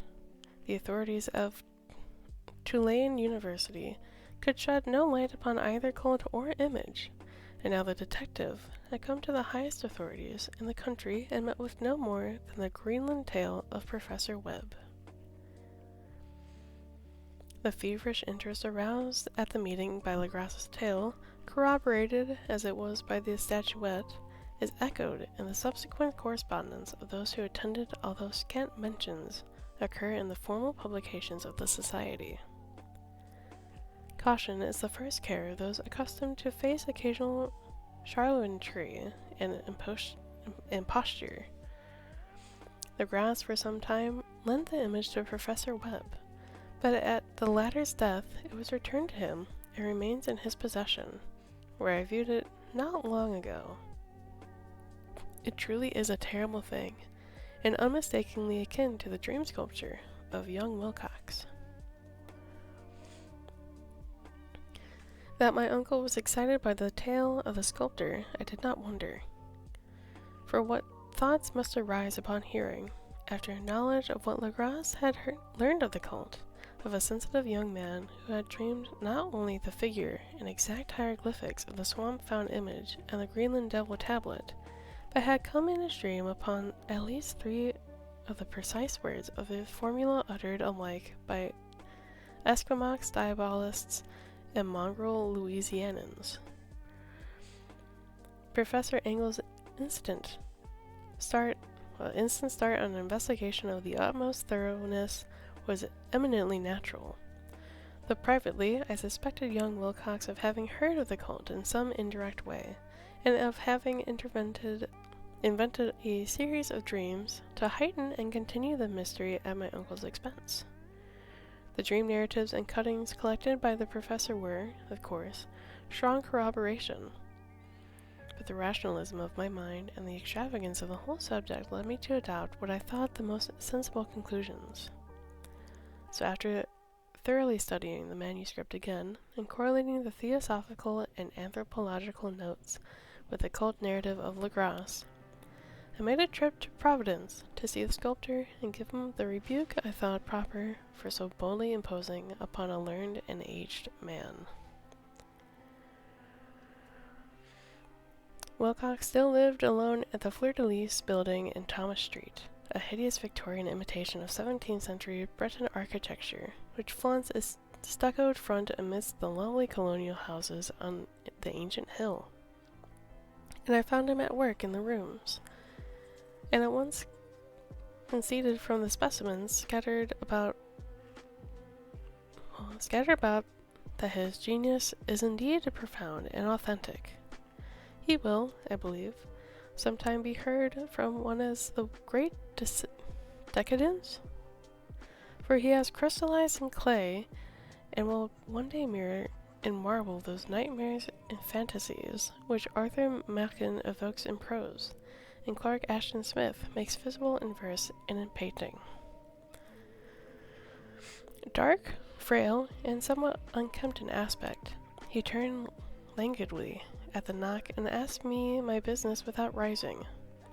Then I told him who I was. He displayed some interest, for my uncle had excited his curiosity in probing his strange dreams, yet had never explained the reason for the study.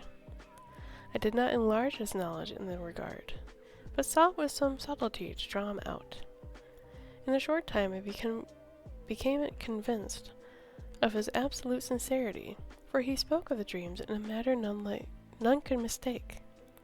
They and their subconscious residuum had influenced his art profoundly, and he shewed me a morbid statue whose contours almost made me shake with potency of his black suggestion. He could not recall having seen the original of this thing except in his own dream bas-relief, but the outlines had formed themselves insensibly under his hands. It was, no doubt, the giant shape he had raved of in delirium. That he really knew nothing of the hidden cult, save from what my uncle's relentless catechism had let fall, he'd soon made clear, and again I strove to think of some way in which he could have possibly had received the weird impressions.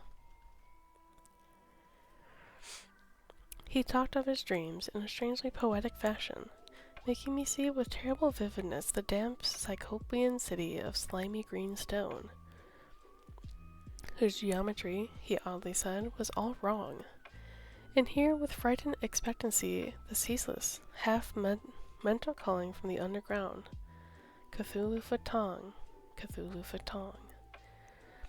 These words had formed part of that dread ritual which had told of dead Cthulhu's dream vigil in the stone vault of Riley, and I felt deeply moved despite my irrational beliefs.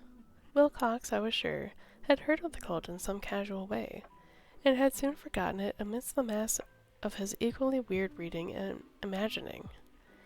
Later, by virtue of its sheer impressiveness, it had found subconscious expression in dreams, in the bas-relief, and in the terrible statue I now behold, so that his imposture upon my uncle had been a very innocent one. The youth was of a type, at once slightly affected and slightly ill-mannered, which I could never like, but I was willing enough now to admit both his genius and his honesty. I took leave of him amicably, and wished him all the success his talent promises. The matter of the cult still remained to fascinate me, and at times I had visions of personal fame from researches into its origin and connections. I visited New Orleans, talked with Legrasse and others of that old-time raiding party, saw the frightful image, and even questioned such the mongrel prisoners as still survived. Old Castro, unfortunately, had been dead for some years. What I now heard so graphically at first hand, though it was really no more than a detailed confirmation of what my uncle had written, excited me afresh. For I felt sure that I was on the track of a very real, very secret, and very ancient religion whose discovery would make me an anthropologist of note. My attitude was still one of the absolute materialism, as I wish it still were, and I discounted with an almost inexplicable perversity and coincidence of the dream notes and odd cuttings collected by Professor Engel. One thing I began to suspect, and which I now fear I know, is that my uncle's death was far from natural. He fell on narrow hill streets leading up from an ancient waterfront swarming with foreign mongrels, after a careless push from an African-American sailor. I did not forget the mixed blood and marine pursuits of the cult members in Louisiana. I would not be surprised to learn of secret methods and rites and beliefs. Legrasse, as his men, it is true, have been let alone, but in Norway a certain seaman who saw things is dead. Might not the deeper inquiries of my uncle after encountering the sculptor's data have come to sinister ears? I think Professor Engel died because he knew too much, or because he was likely to learn too much. Whether I shall go as he did remains to be seen, for I have learned much now. End of Chapter 2.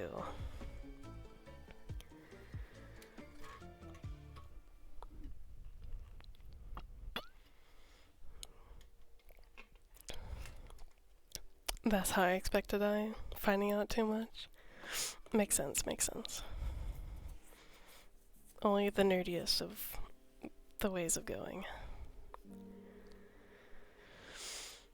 I need to catch my breath. There's a lot of reading.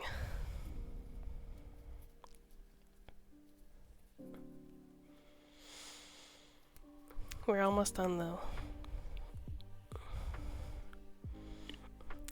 We have the final chapter. It was quite the long one. No, they're all about the same length, honestly. Excuse me. But we'll call this the last story of the night.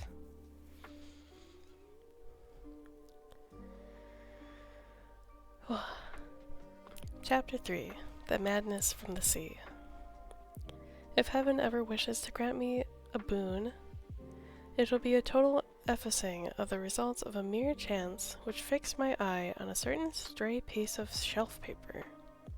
It was nothing on which I would naturally have stumbled in the course of my daily round, for it was an old number of an Australian journal, the Sydney Bulletin, for April 18, 1925.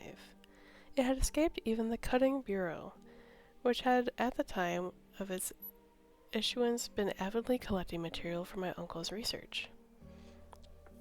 I had largely given over my inquiries into what Professor Engel called the Cthulu cult, and was visiting a learned friend in Paterson, New Jersey.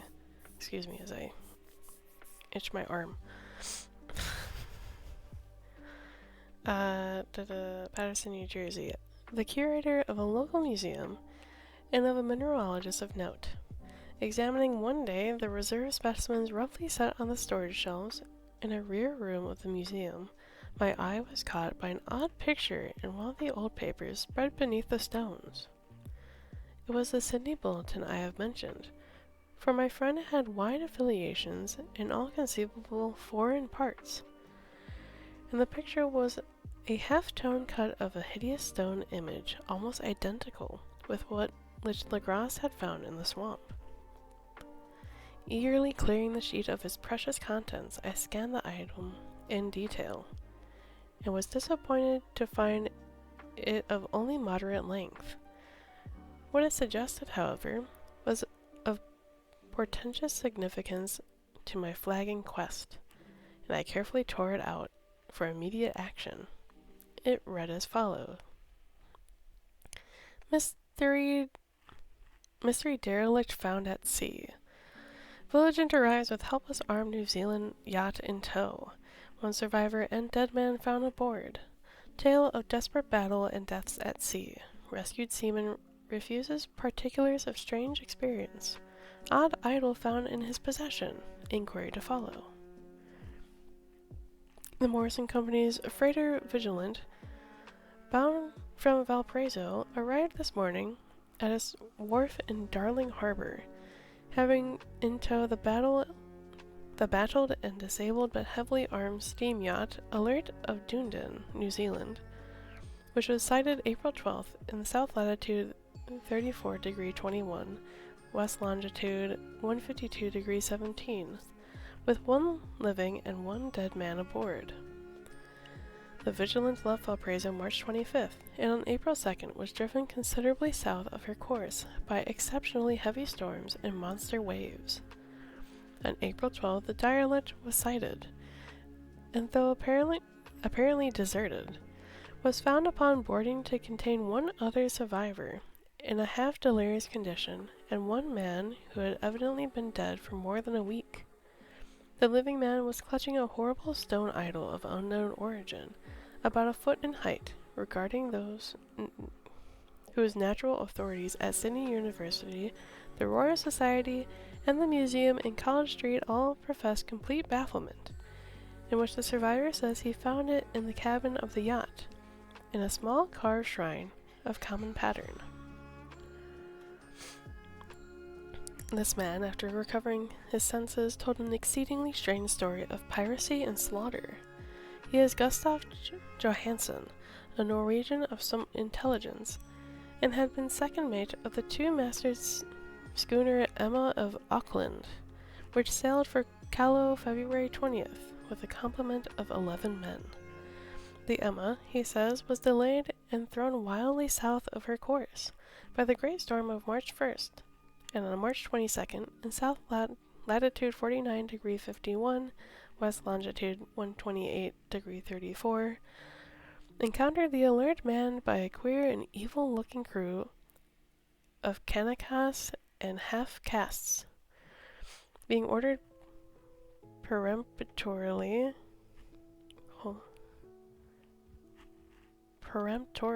to turn back. Captain Collins refused, whereupon the strange crew began to fire savagely, when without warning upon the schooner with a particularly heavy battery of brass cannon forming parts of the yacht's equipment.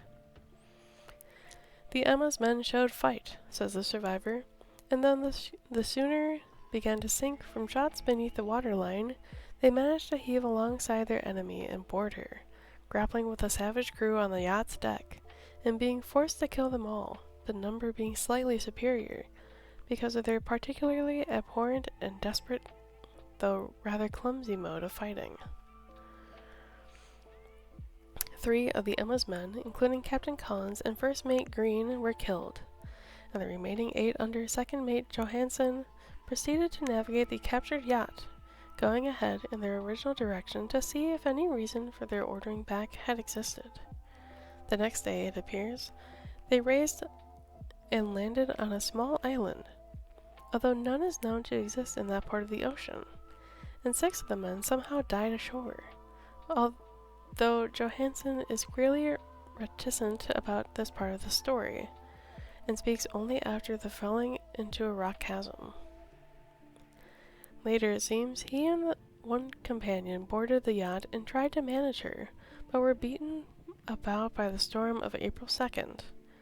From that time till his rescue on the 12th, the man remembers little, and he does not even recall when William Bryden, his companion, died. Bryden's death reveals no apparent cause, and was probably due to excitement or exposure. Cable advances from Dunedin report that the alert was well known there as an island trader, and bore an evil reputation among the waterfront. It was owned by a curious group of half-caste, who frequent meetings and night trips to the woods attracted little curiosity, and it had set sail in great haste just after the storm and earth tremors of March 1st. Our Auckland correspondence gives the Emma and her crew an excellent reputation, and Johansen is described as a sober and worthy man. The Admiralty will institute an inquiry on the whole matter beginning tomorrow, at which every effort will be made to induce Johansen to speak more freely than he had done hitherto. This was all, together with the picture of the hellish image. But what a train of ideas it started in my mind. Here were new treasures of data on the Cthulu cult, and evidence that had strange interest at the seas as well as on the land. What motive prompted the hybrid crew to order back the Emma was as they sailed about with their hideous idol? What was the unknown island in which 6 of the Emma's crew had died, and about which the mate Johansen was so secretive?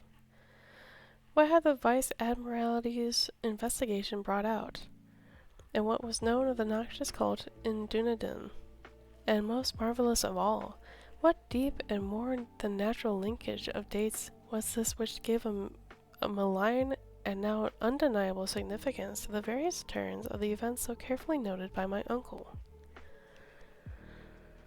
March 1st, or February 28th, according to the international dateline, the earthquake and storm had come. From Dunedin, the Alert and her noisome crew had darted eagerly forward as if imperiously summoned, and on the other side of the earth poets and artists had begun to dream of a strange, dank, cyclopean city, while a young sculptor had molded it in his sleep in the form of the dreaded Cthulu. March 23rd, the crew of the Emma landed on an unknown island and left 6 men dead, and on that day the dreams of the sensitive men assumed a heightened vividness, and darkened with a dread of a giant monster's malign pursuit, while an architect had gone mad, and a sculptor had lapsed suddenly into delirium. And what of the storm of April 2nd, the date on which all dreams of the dank city ceased, and Wilcox emerged unharmed from the bondage of a strange fever? What of all this, and those hints of old Castro about the sunken star-born old ones, and their coming reign, their faithful cult and their mastery of dreams. Was I tottering on the brink of cosmic horrors beyond man's power to bear? If so, they must be horrors of the mind alone, for in some way the 2nd of April had put a stop to whatever monstrous menace had begun its siege of mankind's soul.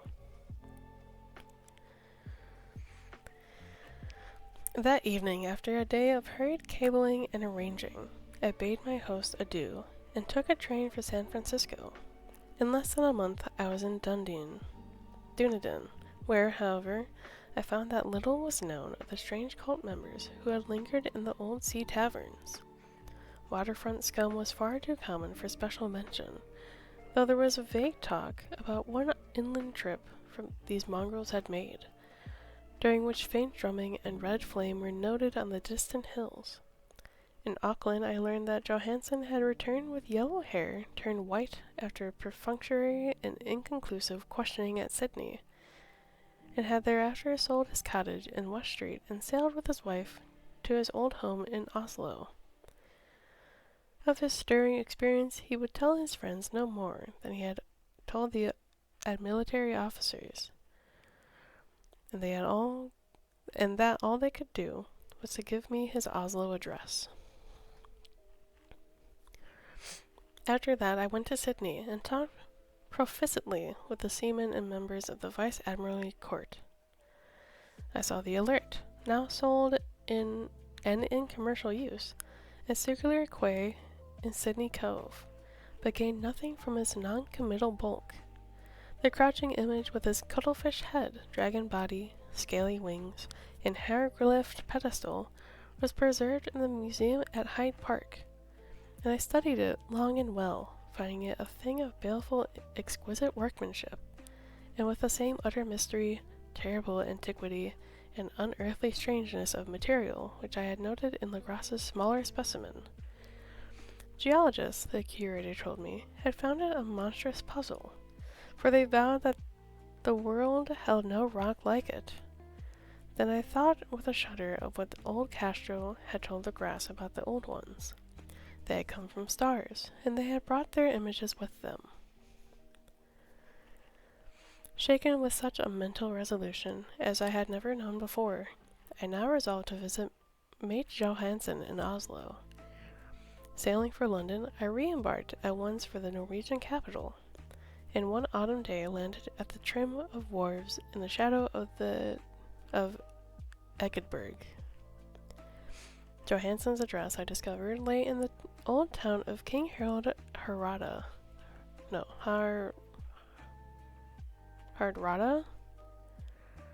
which kept alive the name of Oslo during all the centuries that the greater city masqueraded as Christiana. I made the brief trip by taxicab, and knocked with a palpitant heart at the door of a neat and ancient building with plastered front. A sad-faced woman in black answered my summons, and I was strung with disappointment when she told me in halting English that Gustav Johansen was no more. He had not long survived his return, said his wife, for the doings at sea in 1925 had broken him. He had told her no more than what he told the public, but had left a long manuscript, of technical matters, as he said, written in English, evidently in order to guard her from the peril of casual pursuit. During a walk through a narrow lane near the Gothenburg dock, a bundle of papers falling from an attic window had knocked him down. Two Lascar sailors at once helped him to his feet, but before the ambulance could reach him, he was dead. Physicians found no adequate cause for the end, and laid it to heart trouble and a weakened constitution. I now felt gnawing at my vitals that dark terror which will never leave me till I, too, am at rest, accidentally or otherwise. Persuading the widow that my connection with her husband's technical matters was sufficient to entitle me to his manuscript, I bore the document away, and began to read it on the London boat. It was a simple rambling thing, a naive sailor's effort at a post facto diary, and strove to recall day by day that last awful voyage. I cannot attempt to transcribe it verbatim, in all its cloudiness and redundance. But I will tell its great gist enough to show why the sound of the water against the vessel's sides became so unendurable to me that I stopped my ears with cotton. Johansen, thank God, did not know quite all, even though he saw the city and the thing. But I shall never sleep calmly again when I think of the horrors that lurk ceaselessly behind life and time and space, and of those unhallowed blasphemies from elder stars which dream beneath the sea, known and favored by a nightmare cult, ready and eager to loose them upon the world whenever another earthquake shall heave their monstrous stone city again, and the sun and air. Johansen's voyage had begun just as he had told it to the Vice Admiralty. The Emma, in ballast, had cleared Auckland in February 20th, and had felt the full force of that earthquake-born tempest which must have heaved up from the sea bottom the horrors that filled men's dreams. Once more under control, the ship was making good progress, when held up by the Alert on March 22nd, and I could feel the mate's regret, as he wrote, of her bombardment and sinking. Of the swarthy cold fiends on the Alert, he speaks with significant horror. There was some peculiarly I can't say it. Peculiarly abominable quality about them which made their destruction seem almost a duty, and Johansen shows ingenious wonder at the charge of rudeness brought against this party during the proceedings of the Court of Inquiry. Then, driven ahead by curiosity, in their captured yacht under Johansen's command, the men sight a great stone pillar sticking out of the sea, and in south latitude 47°9, west longitude 123°43, came upon the coastline of mingled mud, ooze, and weedy cyclopean masonry, which can be nothing less than the tangible substance of Earth's supreme terror, the nightmare corpse city of Rayleigh, that was built in measureless aeons behind history by the vast, loathsome shapes that seeped down from the dark stars. There lay great Cthulu and his hordes, hidden in green, slimy vaults, and sending out at last, after cycles incalculable, the thoughts that spread fear to the dreams of the sensitive, and called imperiously to the faithful to come on a pilgrimage of liberation and restoration. All this Johansen did not suspect, but God knows he soon saw enough. I suppose that only a single mountaintop, the hideous monolith-crowned citadel whereon great Cthulu was buried, actually emerged from the waters. When I think of the extent of all that may be brooding down there, I almost wish to kill myself forthwith.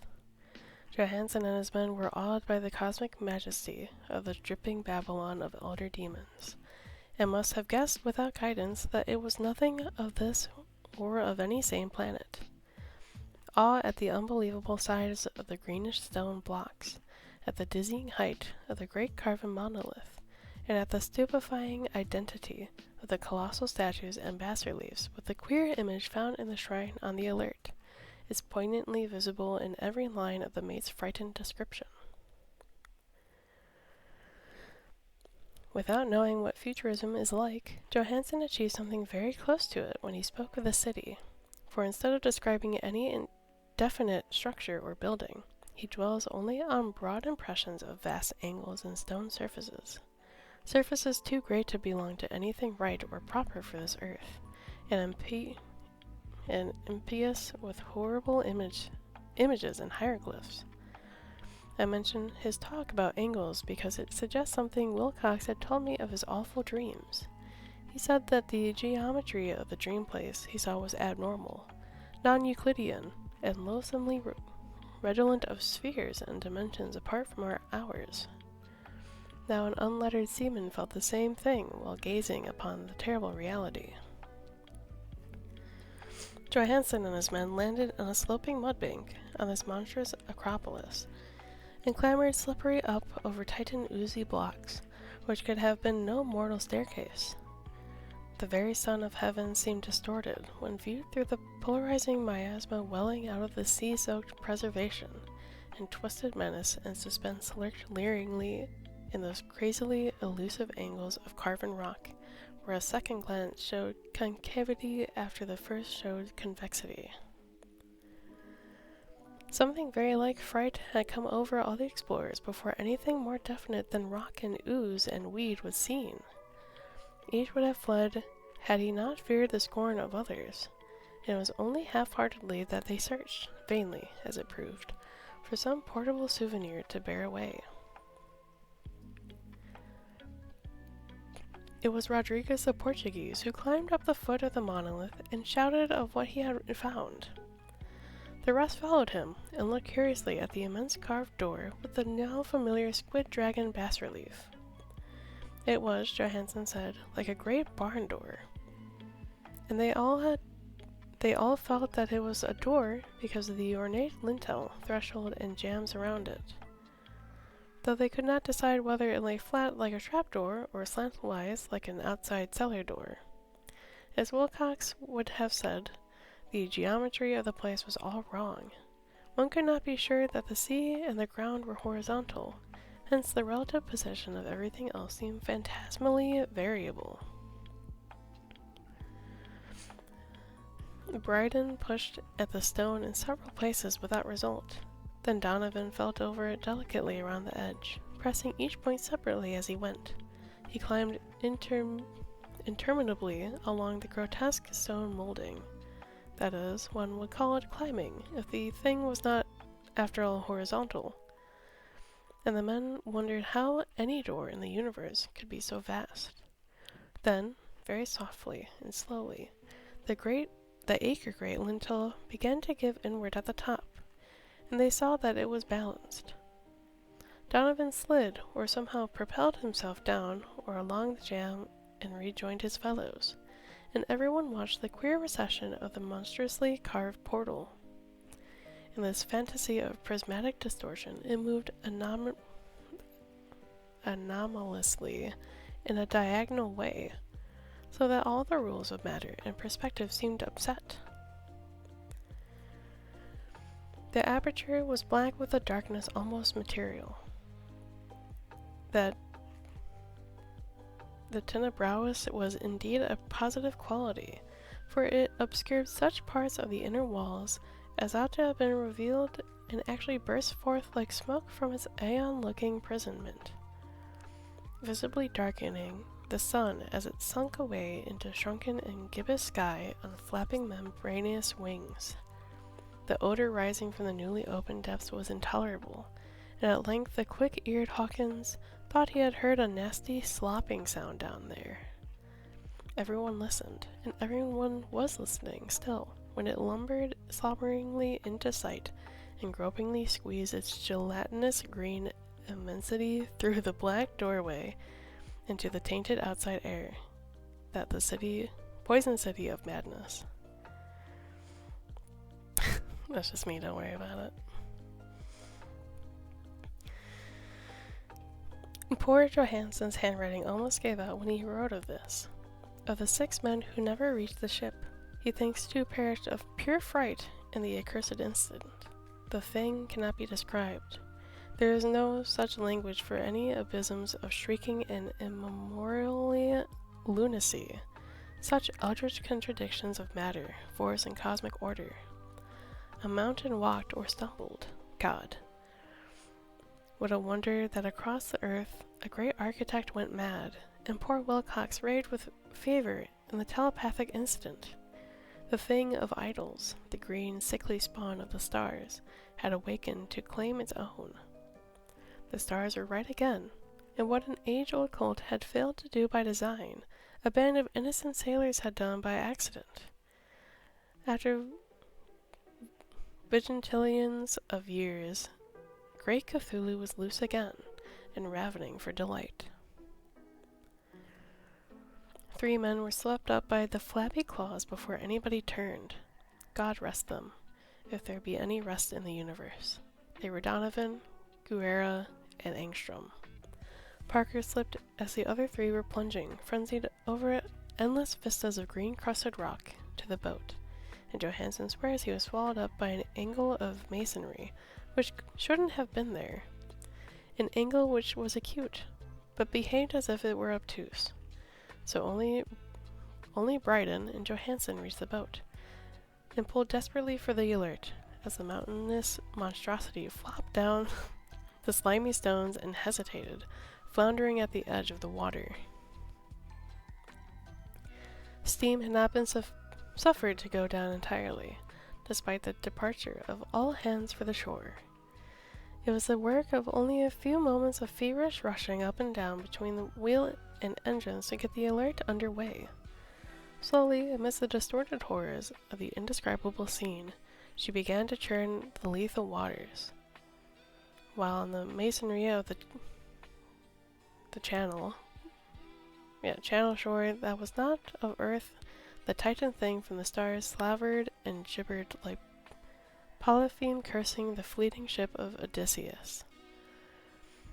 Then, bolder than storied Cyclops, great Cthulhu slid greasily into the water and began to pursue the vast wave-raising strokes of cosmic potency.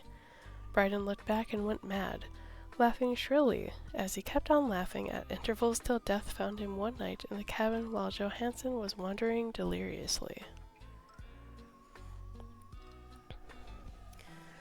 But Johansen had not given out yet. Knowing that the thing could surely overtake the alert until the steam was fully up, he resolved on a desperate chance, and setting the engine for full speed, ran lightning-like on deck and reversed the wheel. There was a mighty eddying and foaming in the noisome brine. As the steam mounted higher and higher, the brave Norwegian drove his vessel head-on against the pursuing jelly, which rose above the unclean froth like the stern of a demon galleon. The awful squid head with writhing feelers came nearly up to the bowsprit of the sturdy yacht, but Johansen drove on relentlessly. There was a bursting, as of an exploding bladder, a slushy nastiness, as of a cloven sunfish, a stench of 1,000 open graves, and a sound that the chronicler could not put on paper. For an instant the ship was befouled by an acrid and blinding green cloud, and then there was only a venomous seething astern, where, God in heaven, the scattered plasticity of that nameless sky spawn was nebulously recombing in its hateful original form, while its distance widened every second as the alert gained impetuous from its mounting steam. That was all. After that, Johansen only brooded over the idol in the cabin and attended to a few matters of food for himself and the laughing maniac by his side. He did not try to navigate after the first bold fight, for the reaction had taken something out of his soul. Then came the storm of April 2nd, and a gathering of the clouds about his consciousness. There was a sense of spectral whirling through the liquid gulfs of infinity, of dizzying rides through reeling universes on comet tail, and of a hysterical plunges from the pit of the moon, and from the moon back again to the pit, all livened by a cachinnating chorus of the distorted, hilarious elder gods, and the green, bat-winged, mocking imps of Tartarus. Out of that dream came rescue, the vigilant, the Vice-Admiralty Court, the streets of Dunedin, and the long voyage back home to the old house by Eggeberg. He could not tell. They would think him mad. He would write of what he knew before death came, but his wife must not guess. Death would be a boon, if only it would blot out the memories. That was the document I read, and now I have placed it in the tin box beside the bas-reliefs and the papers of Professor Engel. With it shall go this record of mine, this test of my own sanity, wherein is pieced together that which I hope may never be pieced together again. I have looked upon all the universe as the hold of horror, and even the skies of spring and the flowers of summer must ever after be poison to me. but I do not think that my life will be long. As my uncle went, as poor Johansen went, so shall I go. I know too much, and the cult still lives. Cthulhu still lives too, I suppose, again in that chasm of stone, which has shielded him since the sun was young. His accursed city is sunken once more, for the Vigilant sailed over the spot after the April storm. But his ministers on earth still bellow and prance and slay around idle-capping monoliths in lonely places. He must have been trapped by the sinking whilst within the black abyss, or else the world would now be screaming with fright and frenzy.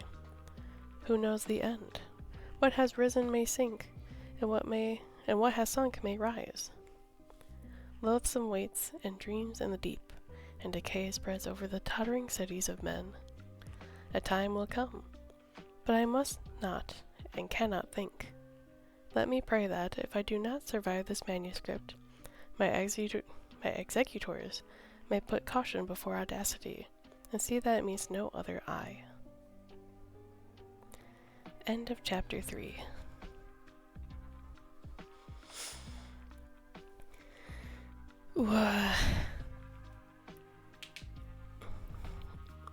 It's quite the long story, but an interesting one.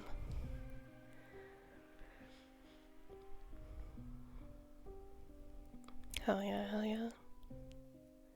Don't push yourself too hard. No. I'm okay. It's a lot of reading. I'm not used to talking so much. But I hope you all enjoyed. Hopefully. Yes. One more drink of water.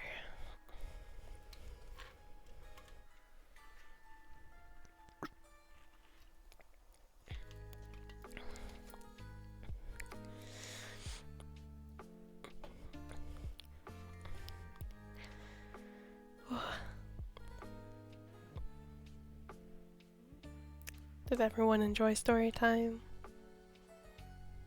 Hopefully it went well.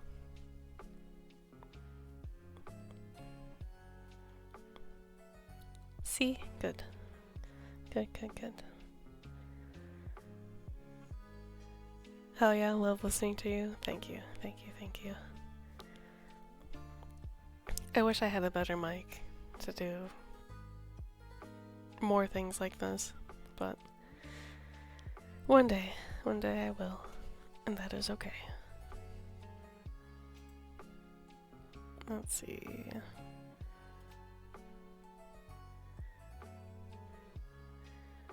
Let us...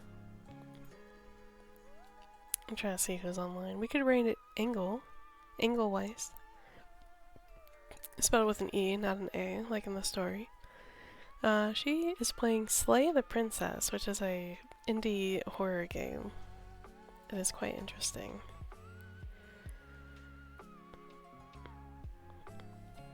I think you all would enjoy it.